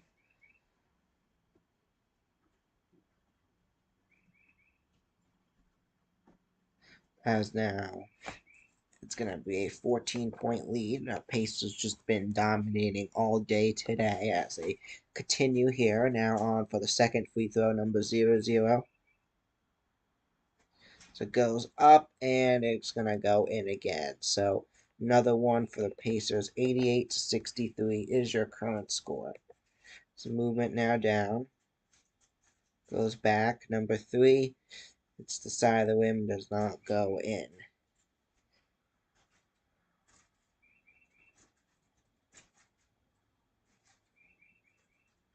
So currently it is going to be a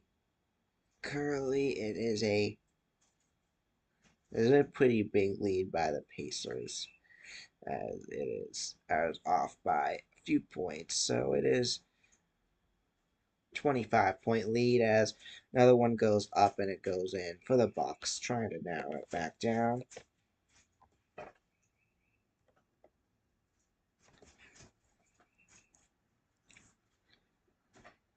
As Porter goes up, it's going to be taken back as it does not go in.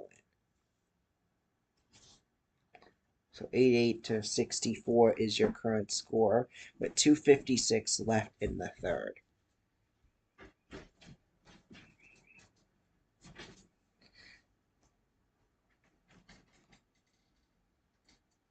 So Porter Jr. now for another basket. So that one goes up and it's going to go in.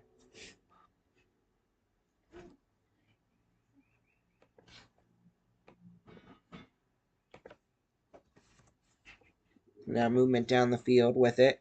Siakam loses it, picks it back up. Now Siakam with it for the Pacers has had a great game today, I feel like so far, as number 1 goes up, does not go in. It's going to be taken back. Now Porter with it finds Giannis. Giannis goes up, does not go in again. The Bucks have been missing multiple hoops today, as another one just moments ago that does not go in.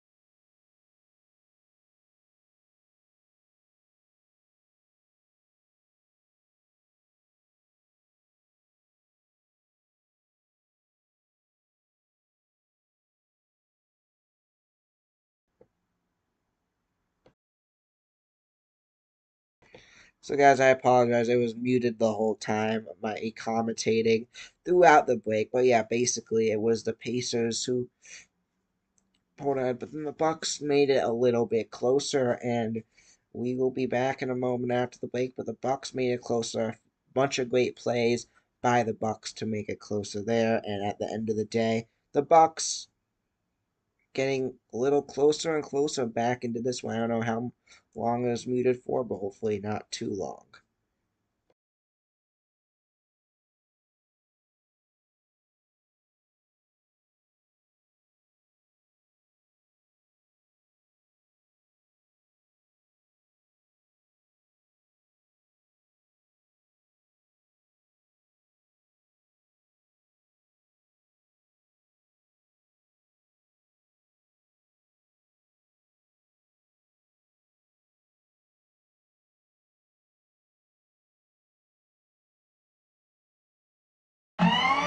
Fit.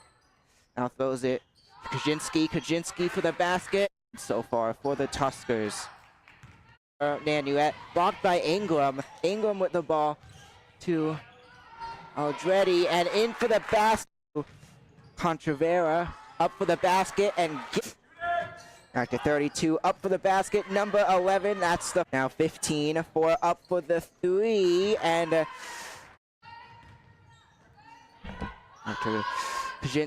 Up for the ball. It's stolen by number 14. Back to Contrell. Back to Ingram. Tuskers get the bat. They have 3 seconds. They're going up for the three and end game. Now Kaczynski with the ball to 14. Up for the basket.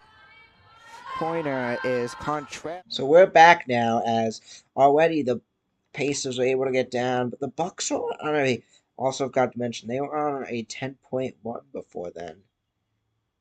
So Pacers get the 2 here as we approach the end of the third quarter. 3 goes up. It's going to be a short basket. It does not go in. Yeah, Bucks were on a 10-point one, and they've gotten themselves back into this one. But Pacers getting a 2 since we come back from the break. So movement now is there's 10 seconds left in the third. Now 9 McConnell down on the ground, picks back up, and looks like we're moving up for a free throw.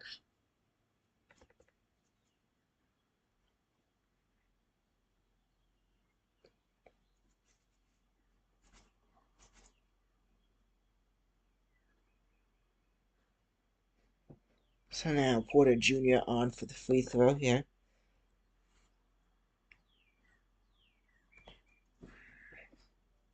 And yeah, the Bucks are a team. They've just had a rough season overall, just not showing up and playing as good as they were expected to, but it's just a rough season. But they did wind up at a great ending of the season with 48 wins.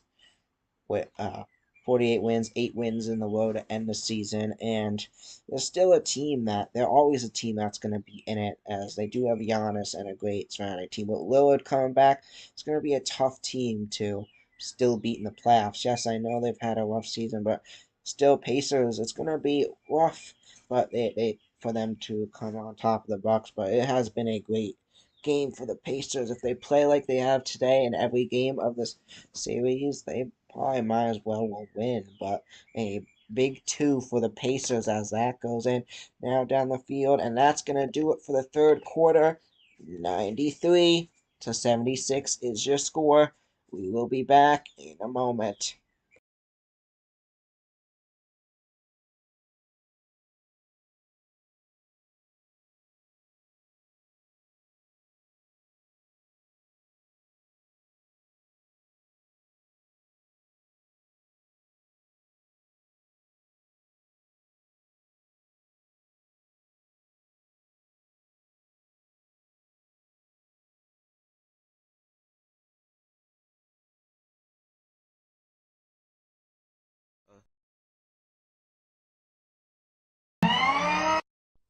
Ingram with the ball now.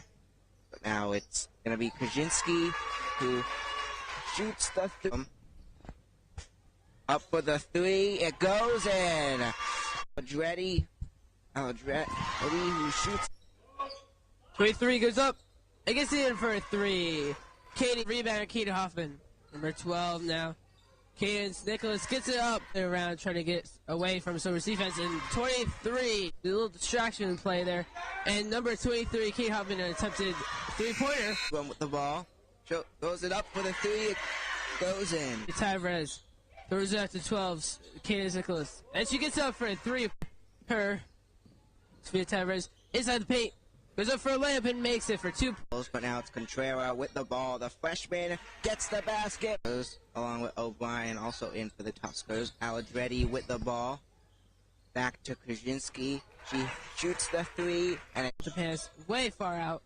To 13 now. 12. Cadence Nicholas gets up. And Tyrez now over to Cadence Nicholas. 23. Goes up for a three-pointer and makes it for Walter Pan. Tyrez tries to get up. 23 goes up for another three-pointer and swish. Collum with the ball, shoots the basket, no good, but able to rebound it. It goes in. Pass it over to 2, a long shot, and she gets up for a bounce.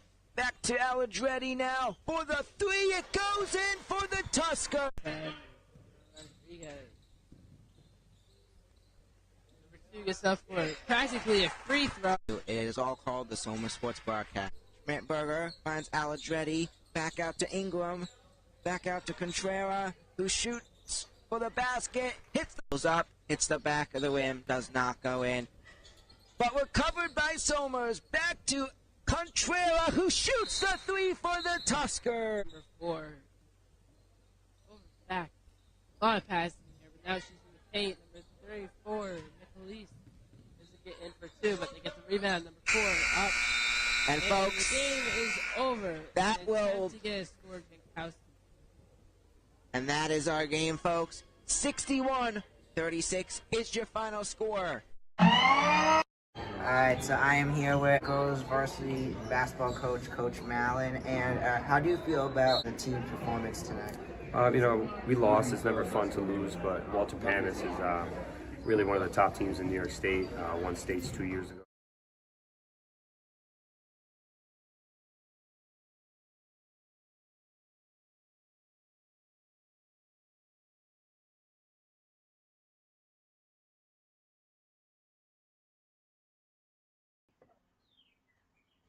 So welcome back to the fourth quarter, and if you're just getting here, this game has really been dominated by the Pacers as we get started off.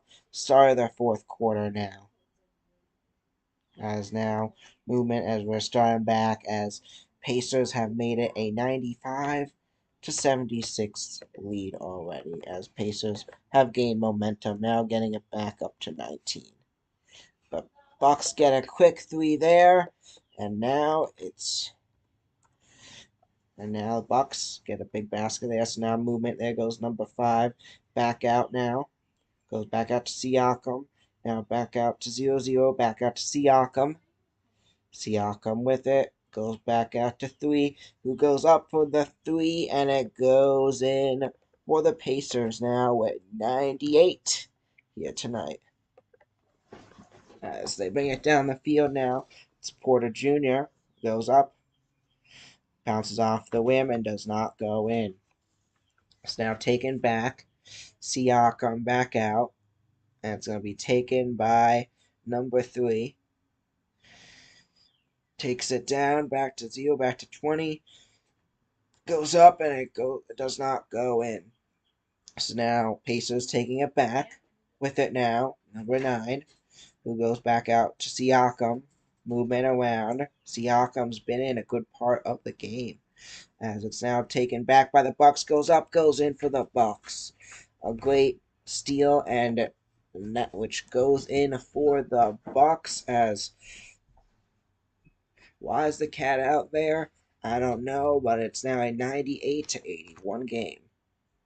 So now with it, back out to 1. 9, my apologies. McDonald gets it in, and that is gonna be 100 now for the Pacers tonight. Great night for the Pacers as they now are gonna hit triple digits here tonight. So now with it, it goes up. And foul or something called there as they're going to discuss the play.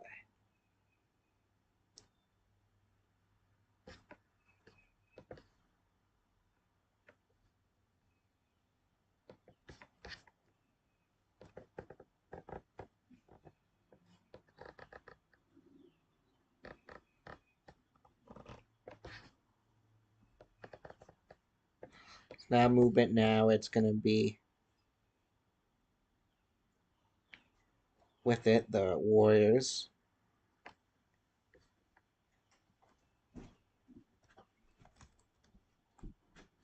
Goes back around, back out to Siakam. As it goes up, goes back out to 23 of the Pacers. Now back out to McConnell. Connell with it. Connell goes up for the basket. It does not go in. Taken back by the Bucks now. Fourth quarter currently. As it goes up, quick basket for the Bucks.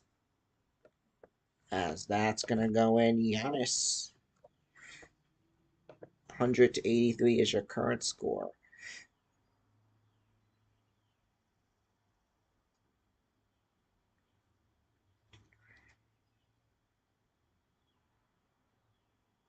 So 9 minutes now, 8:57 to go. Back out to 0-0, who finds Siakam. Back out to 23, who finds 4. 4 with it now. That's 9, my apologies. McDonald, who finds Siakam. Goes in for the Pacers. Pacers getting another basket there as Giannis takes it down. There goes Giannis, guarded heavily by McConnell and Pacers. Siakam, it looks like they're going to be fouled, and looks like it's going to be the Bucks ball.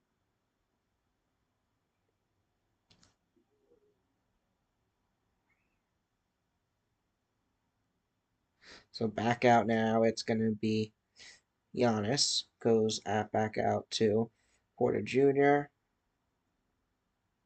And it goes up number 20. It does not go in. Siakam takes it back. So now it's movement for Siakam. Taking it down the field, goes up for the 2, which goes in now for the Pacers. Getting it is Halliburton. Gets it in. Now Giannis up for the 3, hits the back of the rim, and does not go in. Currently a 21-point game with 7:58 left in the fourth. The Pacers are pulling more and more away in this one.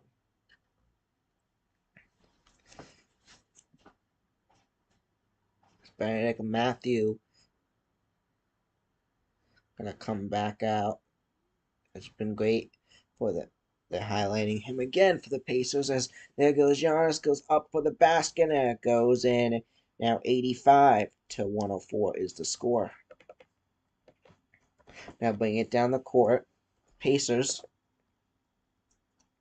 with it now. Goes up for the basket, hits the rim, does not go in. Taken back by the Bucks as the Bucks are bringing it back down the court now with it. Number 3, back out to Giannis. Giannis goes up. Number 3 of the Pacers are going to deny him there as he does not allow it to go in. So Giannis has it. Goes around Siakam. That was another play they were showing. But now Giannis is going to go up for the free throws.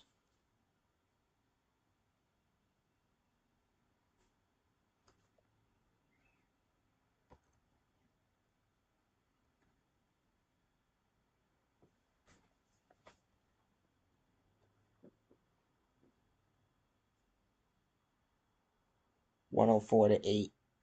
85 is your score.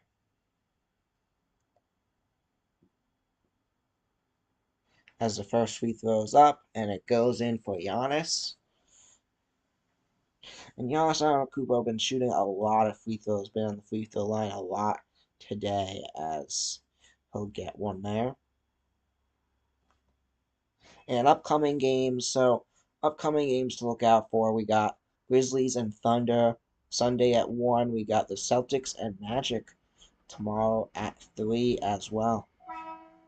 As Giannis goes up, hits the front of the rim, does not go, tries to get the ball back, and didn't work out. Play is going to be called. Looks like it's going to be Pacers ball as when all said and done.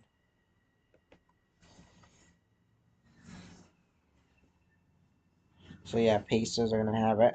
Halliburton is going to throw it back in.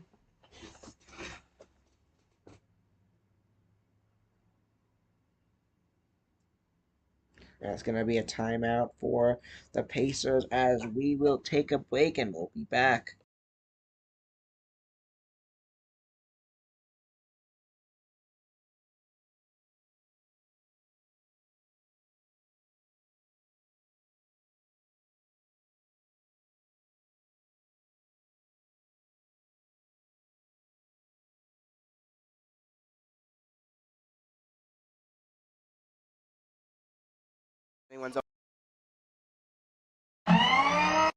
Trying to see if anyone's open now into the basket. It's good. Back to our new. It's up. And it's good. Decker goes to O'Brien. Tor now with the ball. He just got a 3-pointer. It's up. It's no good, but Decker gets the rebound. 3. Decker with the ball heading up the court. Pass to Santor. Up for the 3. And the 3 is good. Of Berman.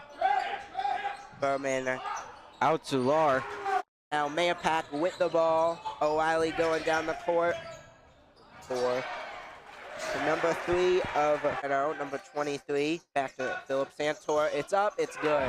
Avalanu with the ball. It's up. And back to Santor. It's up. Another 3-pointer. 3 is good. To number 0. 0 back into 30 and gets the 2-pointer. Martin going. Small pass to Spano. It's up. It's good. Pass to number 0 to number 30. It's up. It's good. 2 points for Mayo. Back to Berman. Goes to O'Reilly. Gets the. It's good. Good. Martin with the ball. Rolls it to Spano. Spano going up for the 2. Gets it. But now finds number 0. Number 0. It goes up in the basket. So a Berman. Berman to number 30. It's in. Yep. Hard pass to Kaimeg in the corner. Up for the 3. It is good. Get a 3-pointer or whatever they get right away to hands it off to Santor for the 3. It is good. It's good. On 10. And now number 5 for the Wolfpack. It's up and in for O'Reilly. Finds the Monahan. Monahan goes up for the basket. And he'll get it, and where the foul was. It's up. It's good for. And in with a layup. LaRue trying to get past Rosa, and he does. Substitution. Number 5 came out, and number 14 aiming. Crab goes. Decker and with the steal. Steal at 50 Martin seconds gets left. It. Meaning. And the Mayapak Wolfpack will advance to 3-2 on the season as it's a rough start for the Tuskers as they are going to fall to 0-3.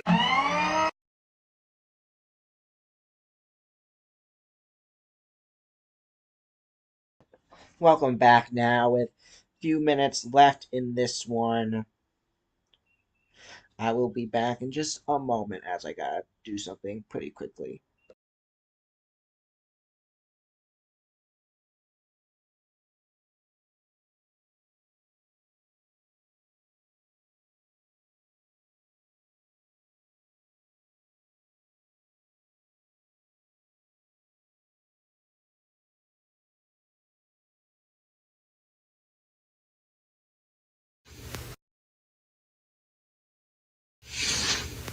And Quinones goes in the back, but he goes to Kaimeg across the court. Finds Spano up for the basket, and it goes in. Back out to 33. Sorry, to Lima, who is good for the 3 points. Williams out far, but he chooses to go with Wallace. Wallace goes over the rooms, but Rosa knocks it out of the air. A quick pass to Philip Santor, looking for a layup. No good, but he is fouled. Oh, number 24 to inbound. Cordovez. He inbounds to Rooms, but it's bounced around, ends up in the hands of Cohen. Back up to the top to Wallace. Wallace up for the three. Wallace's three is good. Martin going up for the 2, and it goes in for the Tuskers. As Santos, Spano, and Monahan, some of the seniors, Chris Decker, and basically the rest of the other team will be back, but it's gonna get the 3. Man, we got O'Brien. The ball goes to O'Brien, now to Decker, up for the basket, it goes in. Santora up for the 3, and it goes in for the Tuskers. To go to Santor, swings it over at Kaimake. Back to Santor, up for the 3. 3 is good. Philip Santor with another 3-pointer. Into Spano. Spano up for the layup, but no good. Spano gets his own rebound. Out to Santor on the corner, up for 3. 3 is good. Santor is good. As they've really shown up today. Spano with the ball now. Back to O'Brien, finds Santor. Santor with the ball, decides to keep it to Spano. Back to Quinones, up for the 3, and it goes in for the Tuskers. Stolen by Kaimake, over to O'Brien. O'Brien goes for the layup. No good, no foul. Finds Spano in the middle off the rebound. Spano, good for 2 points. The basket winds up throwing it to Rosa, who goes up for the 2, and it goes in. With the defense and knocked down by Timmy Monahan. Ball rolling around, finds its way to number 24, Jaden Cordovez. Azafoza with the ball with a quick pass to number 34. Are going to take this one by 20, 65 to 45. And that is going to be the game.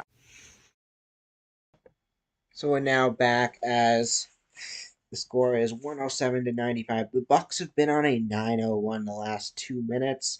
They are trying to make this game a little bit closer, as now it's going to be called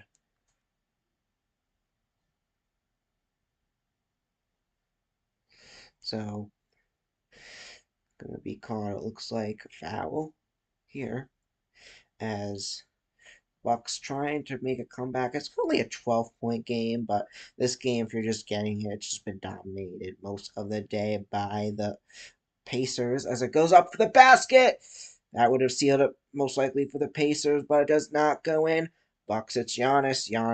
Bucks got to score here to make this maybe even a single-digit game, but it's going to be taken back by the Pacers, not allowing them to prevail here. Goes up. It does not go in for the Pacers. Taken back by the Bucks. With it now. What a junior. Rolls up around the rim. And now with it, Halliburton.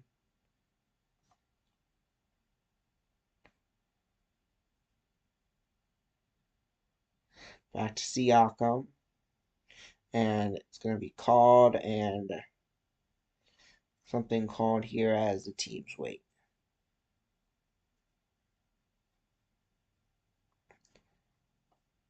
So a timeout actually will be called, and we'll be right back in a moment.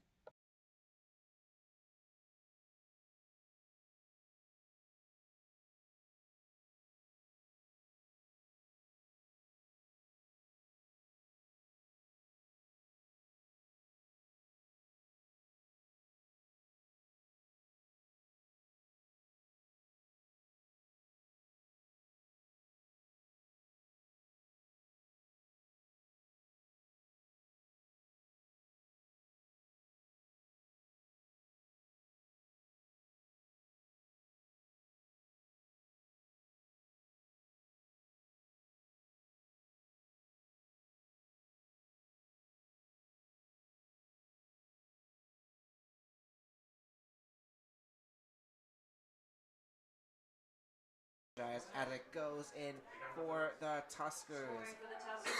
Number 0, Cameron Violante. Iglesias right there. It could have looked like from the angle it could have been either of them, but Cameron Violante, the one to get it in, and that's going to be his second goal of the day. As Violante gets it. As now moving around, back out to 3, and this is blown. It's going to be picked up by 6, back 17, finds 16, 16 with it now. It's Tremendous. Back to Violante.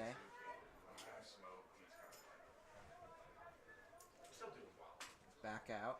Moving around. Back to Iglesias. Back to Violante. As it goes back out to Tremendous. Jimenez coming around the net.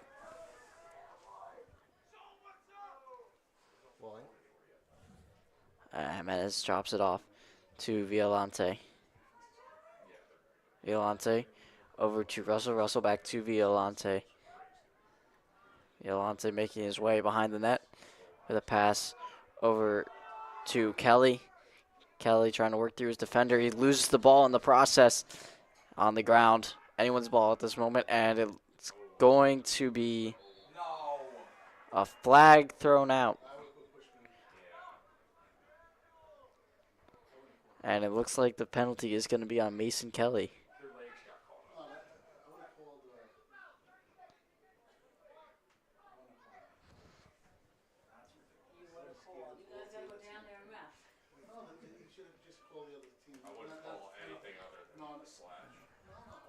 So while we take a moment, another thing I asked Coach Hirsch is, what advice do you give to gave to your players to motivate them for this game?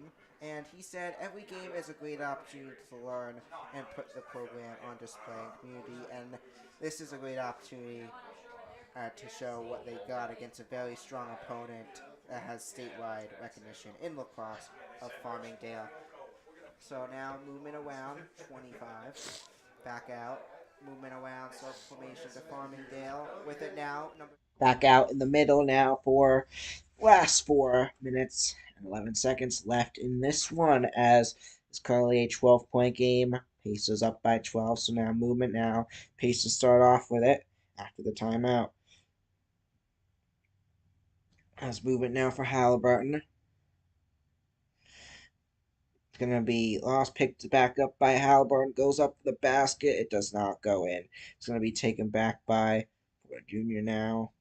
Goes back out to Portis Jr. Goes back out to Porter Jr. Goes back out to Portis Jr. So now Porter Jr. with it. Goes back out to 20, who guys to go for the three. It's going to be short. And it's going to be Halliburton who takes it now, as it is getting looking more and more like it's going to be the Pacers who will take a 1-0 lead in the series. As now 22 with it. It's going to lose it, and ball rolls out. It's going to be picked up, however, by Pacers who shoot it up for the three. Did that go in time? That is the question. Shot clock was down to 0. The question was, did he get it in time? Every reason they're showing a different play, but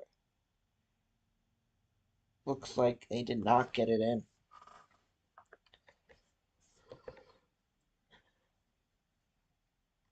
So we're now gonna go back to another commercial break, and yeah, today's game's really been domination by the Pacers.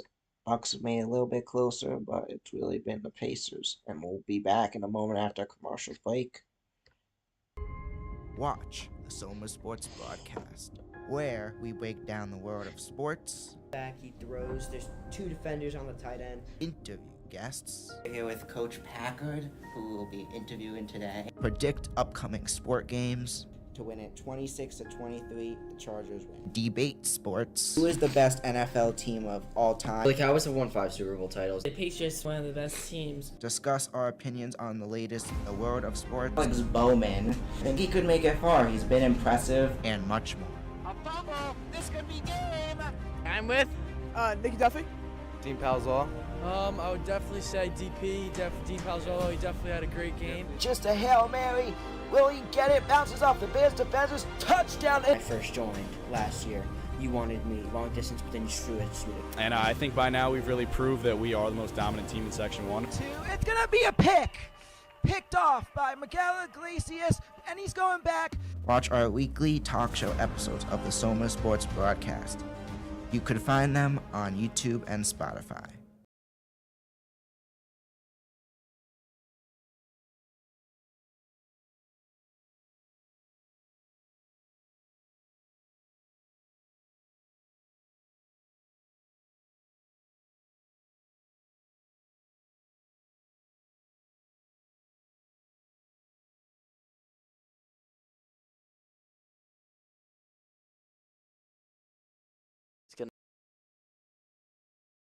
And it goes in for the Tuskers. Now back with it now as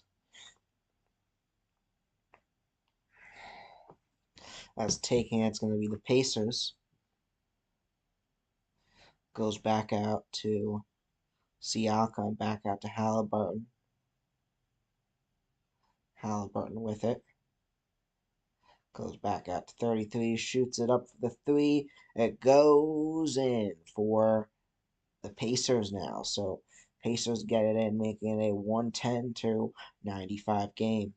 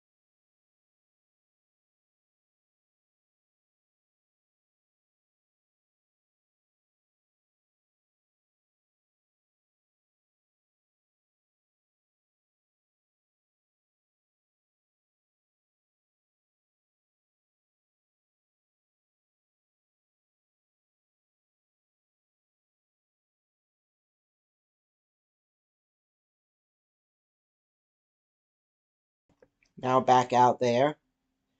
154 to go. Movement around. Porter Jr. back out to 20. Back out to Giannis.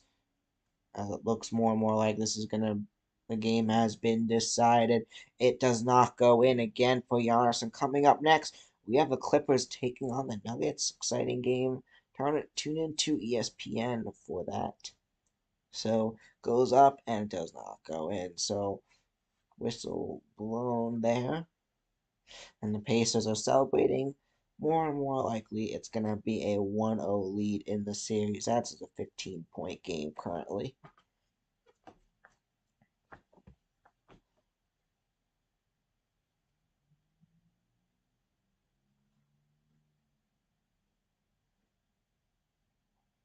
So the Bucks are going to the Pacers a challenge here.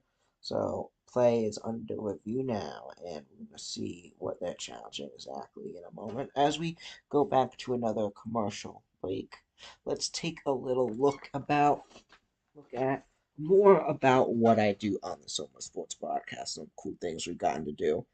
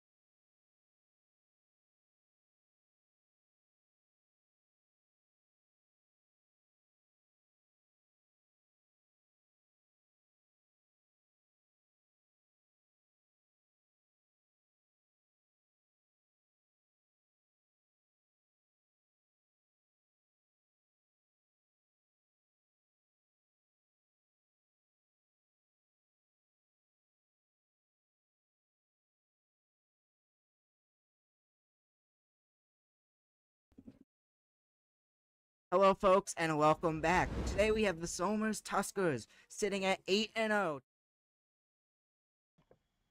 We're back now from the commercial break. as could not get that going there, but we're back and it's 15-point game currently. Will the Bucks be able to pull off the unthinkable and make this a miracle comeback win?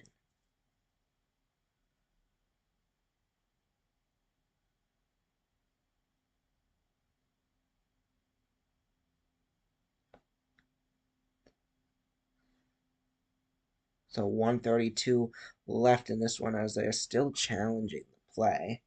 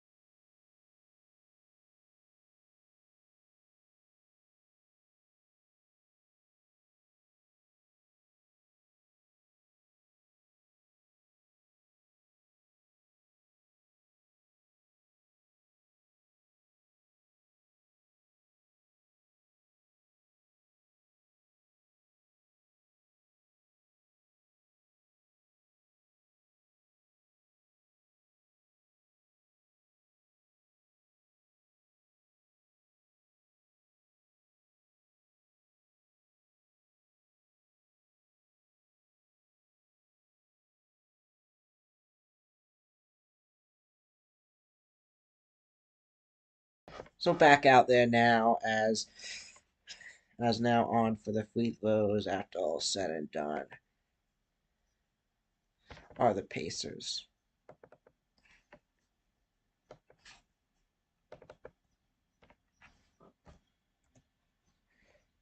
Second free throw goes up and in, making it now a 17-point game as now movement down the field for Giannis. Taking it. Giannis guarded by the Pacers. Now 5 and another. Gonna stop the clock again. And Pacers are gonna wind up with it.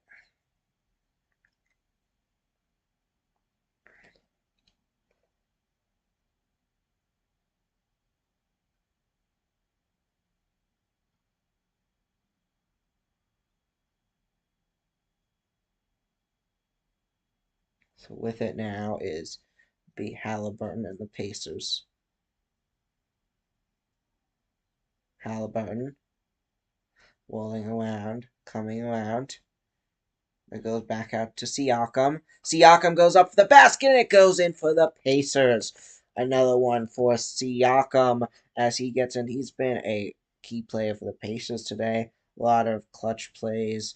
But in addition to Halliburton, Siakam, a lot of other players, not that I wasn't even aware of, have really shown up for the Pacers and been there for the Pacers. And they have shown there's a reason why this Pacers team has been really good. And yeah, some of those players are pretty good as they look.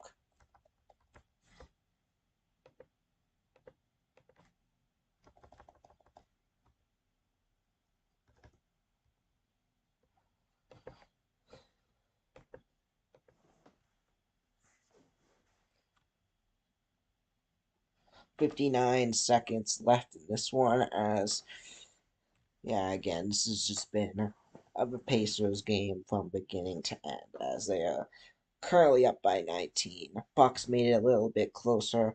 They went on that 9-point run at that one point, but it really has been the Pacers all day.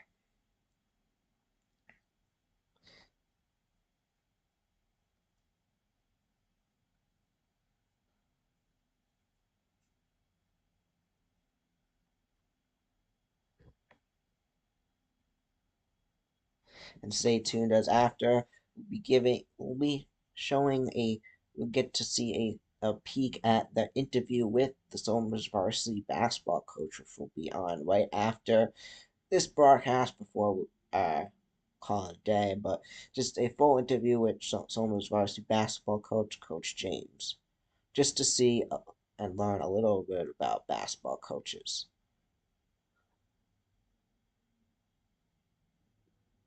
And there was a sneak peek on of it earlier, but we'll get more in depth with it as it goes on.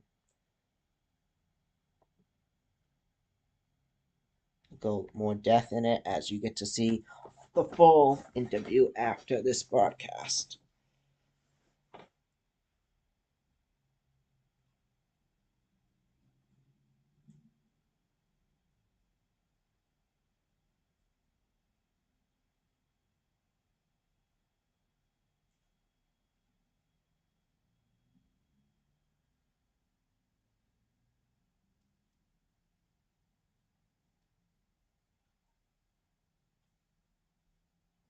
It's another challenge currently reviewing the play, and we'll see what's going to happen here. But it's really pretty much a lock at this point for the Pacers, and yeah, just a rough start of the series for the Bucks. But they do have an 8-game winning streak coming into this one. They're going to be a threat to the Pacers as the series comes along. The Pacers a great start, and I think this may help the Pacers a ton in the series. This win and this big win as well.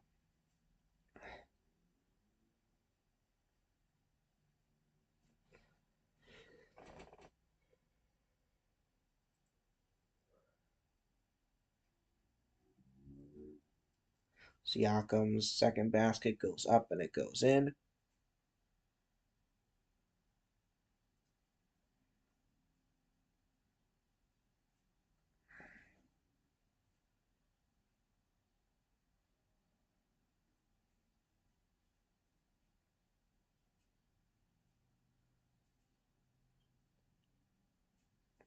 It goes back out now, 0-0 with it.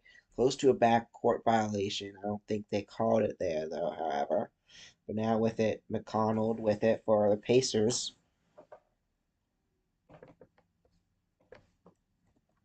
So he comes around McConnell with it. Coming around and loses it as it goes out of bounds.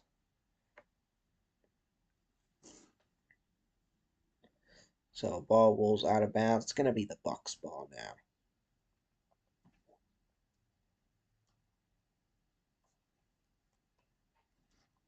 Not fully familiar with all the rules in basketballs. It looks like they must have, it's hard watching, it's not TV's on, but they must have made it a call where Pacers are going to get to the free throws. Something must happen with the Bucks before it went out of bounds. So McConnell on and gets the first free throw.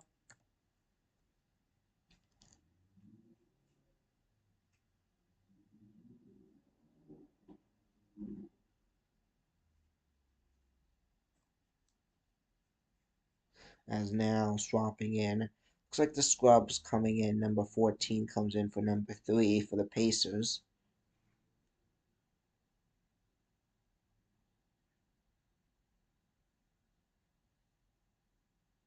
McConnell now in for a second free throw. McConnell has been out there. He's been great for the Pacers today as well. So now movement down.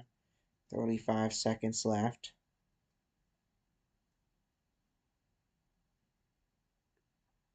Taking it 13. A Prince loses it there. That's Wallen. 13 of Wallen. Back out now. The Bucks goes up for the 3. That's coming Burton something. Number 24. The first time I feel like I've seen him in today for the Bucks. Been on the Bucks for a while, however, as the clock now ticks down to 14 seconds. As the Pacers are just trying to run out the clock. The Bucks do want to try to get back, probably try to get to 100, but it looks like the clock's going to tick down, as that's going to do it, and the Pacers are going to take this one with a final score of 117 to 98.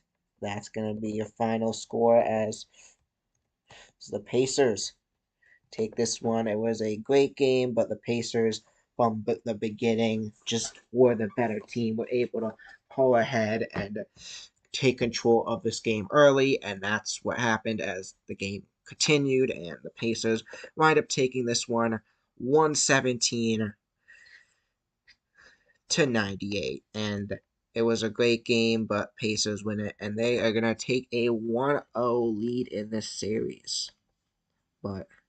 And a great job by them. But this is it for me, Benny, today. I want to thank everyone for tuning in, and coming up right now is the interview with Coach James. So stay tuned, and we're going to get started in a second, but have a great day, everyone. I may be back today or tomorrow with another broadcast, but for now, this is it. I'm Benny Silk. Have a great day, everyone, and I'll see you next time. Pacers take this one 117 to 98. Pacers win. Alright, so today we're here with Somers Varsity Basketball head coach, Coach James. Thank you for coming today. Thank you for having me. I'm excited to be here. And the first question I have for you is, what inspired you to become a basketball coach? You know, I think it stems from having a lot of great coaches back when I played. Coming from youth to CYO to AAU to high school. I think seeing a lot of the great coaches that I had and the mindset that they had given me it definitely inspired me to be the coach I am today. All right. And how did you work up to where you are now as a coach? It's been definitely a long journey. I started as a CYO basketball coach in St. James of Carmel, and kind of worked my way up. I was coaching there even when I was playing at Carmel, so I would leave practice to go to another practice to coach, and then shortly after that, I was a volunteer assistant at Carmel High School, where I played, and I was there for about 6 years. I was a assistant varsity coach, and then my final 2 years there, I was a head JV coach as well. And then after that, kind of just worked my way up to becoming and doing my job as becoming a head varsity coach. So that's where I'm at today. All right. Very cool. So you started to tell us a little bit about that already, but what is your background in the sport of basketball? Yeah, I played. So I grew up in Carmel. I had two older brothers who went through the Carmel system and played for Carmel basketball. I did my time there as well. I was a 3-year starter there at Carmel. Ended up graduating from Carmel and having an opportunity to be on staff right away, which was great for me. So that was where kind of my coaching career kind of took off, and I'm grateful for it because I played there and I was comfortable there, and it definitely was a place to get back to since it was my community as well. Yeah, most definitely. So how do you strategize your team for each game? It's different each game. We have the same mindset. You know, it's from any team I coach, it's the same mindset of making sure these guys know that we can win this game. But we strategize based on our opponent, depending on what we kind of want to play and the style we want to play. Every team that we go up against is different. So the strategy behind it changes almost week to week, game by game. But stays a similar mindset of playing defense and how effective we can play defense and the ability to score the basketball. So, it kind of stays similar, but it changes a little bit when you play different types of programs and different types of teams. And then what about coaching do you enjoy the most? I think the most enjoyable thing is, building relationships with the kids and the players. I think seeing the growth of the beginning of a season where you're first meeting a brand new team basically, and kind of growing with them and seeing your relationship grow with different types of kids and learning how they are outside of basketball itself. I think that's what I pride myself in a lot, is just getting to know these kids a little bit more outside of the basketball court, and finding ways to connect with them a little bit more than just basketball itself. All right. So before you came to Somers, start telling us a little already, but before you came to Somers, what coaching positions did you have and where? Yeah, so my coaching resume, I guess, is I started at Carmel, obviously, as a volunteer assistant, worked my way up to being a assistant varsity coach, and then worked my way up to becoming a 2-year JV basketball coach. After that, I had left to take a job at Ketchum. So this is in Wappingers, New York. Great experience for me because it was a different atmosphere. It kind of pushed me and challenged me to be a better person, better coach. I was there for a year on staff as a varsity assistant coach, and then I was there for a head JV basketball coach as well. Soon after, I had gotten a phys ed job at Kennedy Catholic right down the road from here, and spent a year there as a head coach. Their head coach had left a couple weeks before the season started. I wasn't really prepared to be a head coach. I was actually signed on to be back at Ketchum that year, and my AD at the time gave me an opportunity to be a head coach there. It was challenging. The Catholic League is very different than the public league, but it pushed me again. It just challenged me to be a better coach and to think outside the box a little bit. But after a year, I had gotten an opportunity to interview here, and grateful I'm still here for year 2. All right. So how would you describe your coaching style, and how does it affect the team's mission and culture?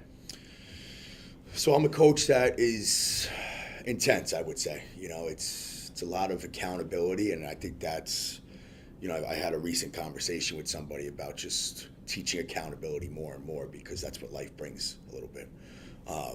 You'll never see me silent, quiet. It's a very active coaching style, but it's a style where I want these kids to know what passion kind of looks like. When you throw on a jersey, it should mean a lot more. And for me, it's when I throw on my coaching shirts, that's the passion for it. So, hopefully it builds the culture, and I've seen it kind of take a change a little bit for the better.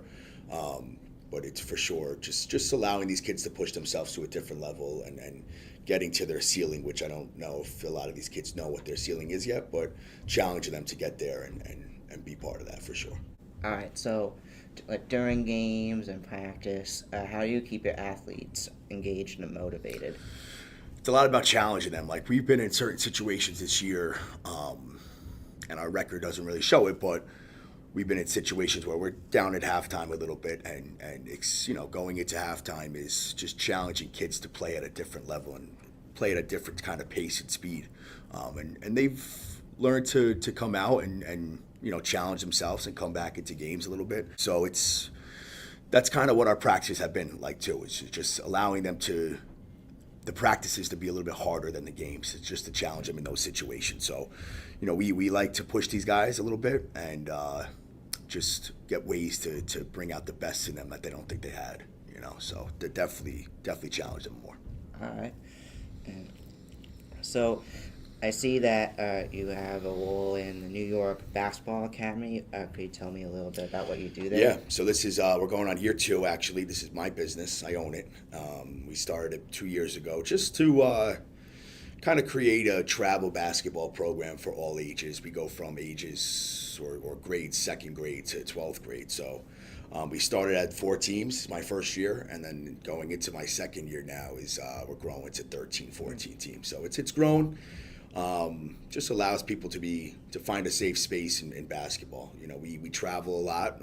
Our serious higher level teams travel all over the place on the East Coast, but we definitely have built something special around the area to have kids enjoy the game, the sport, but also get them a little bit of exposure in the college level as well. All right. And so, like, when a new player joins the team, how do you decide what position works best for the player? When they're trying to decide. It's kind of a lot about watching how they play.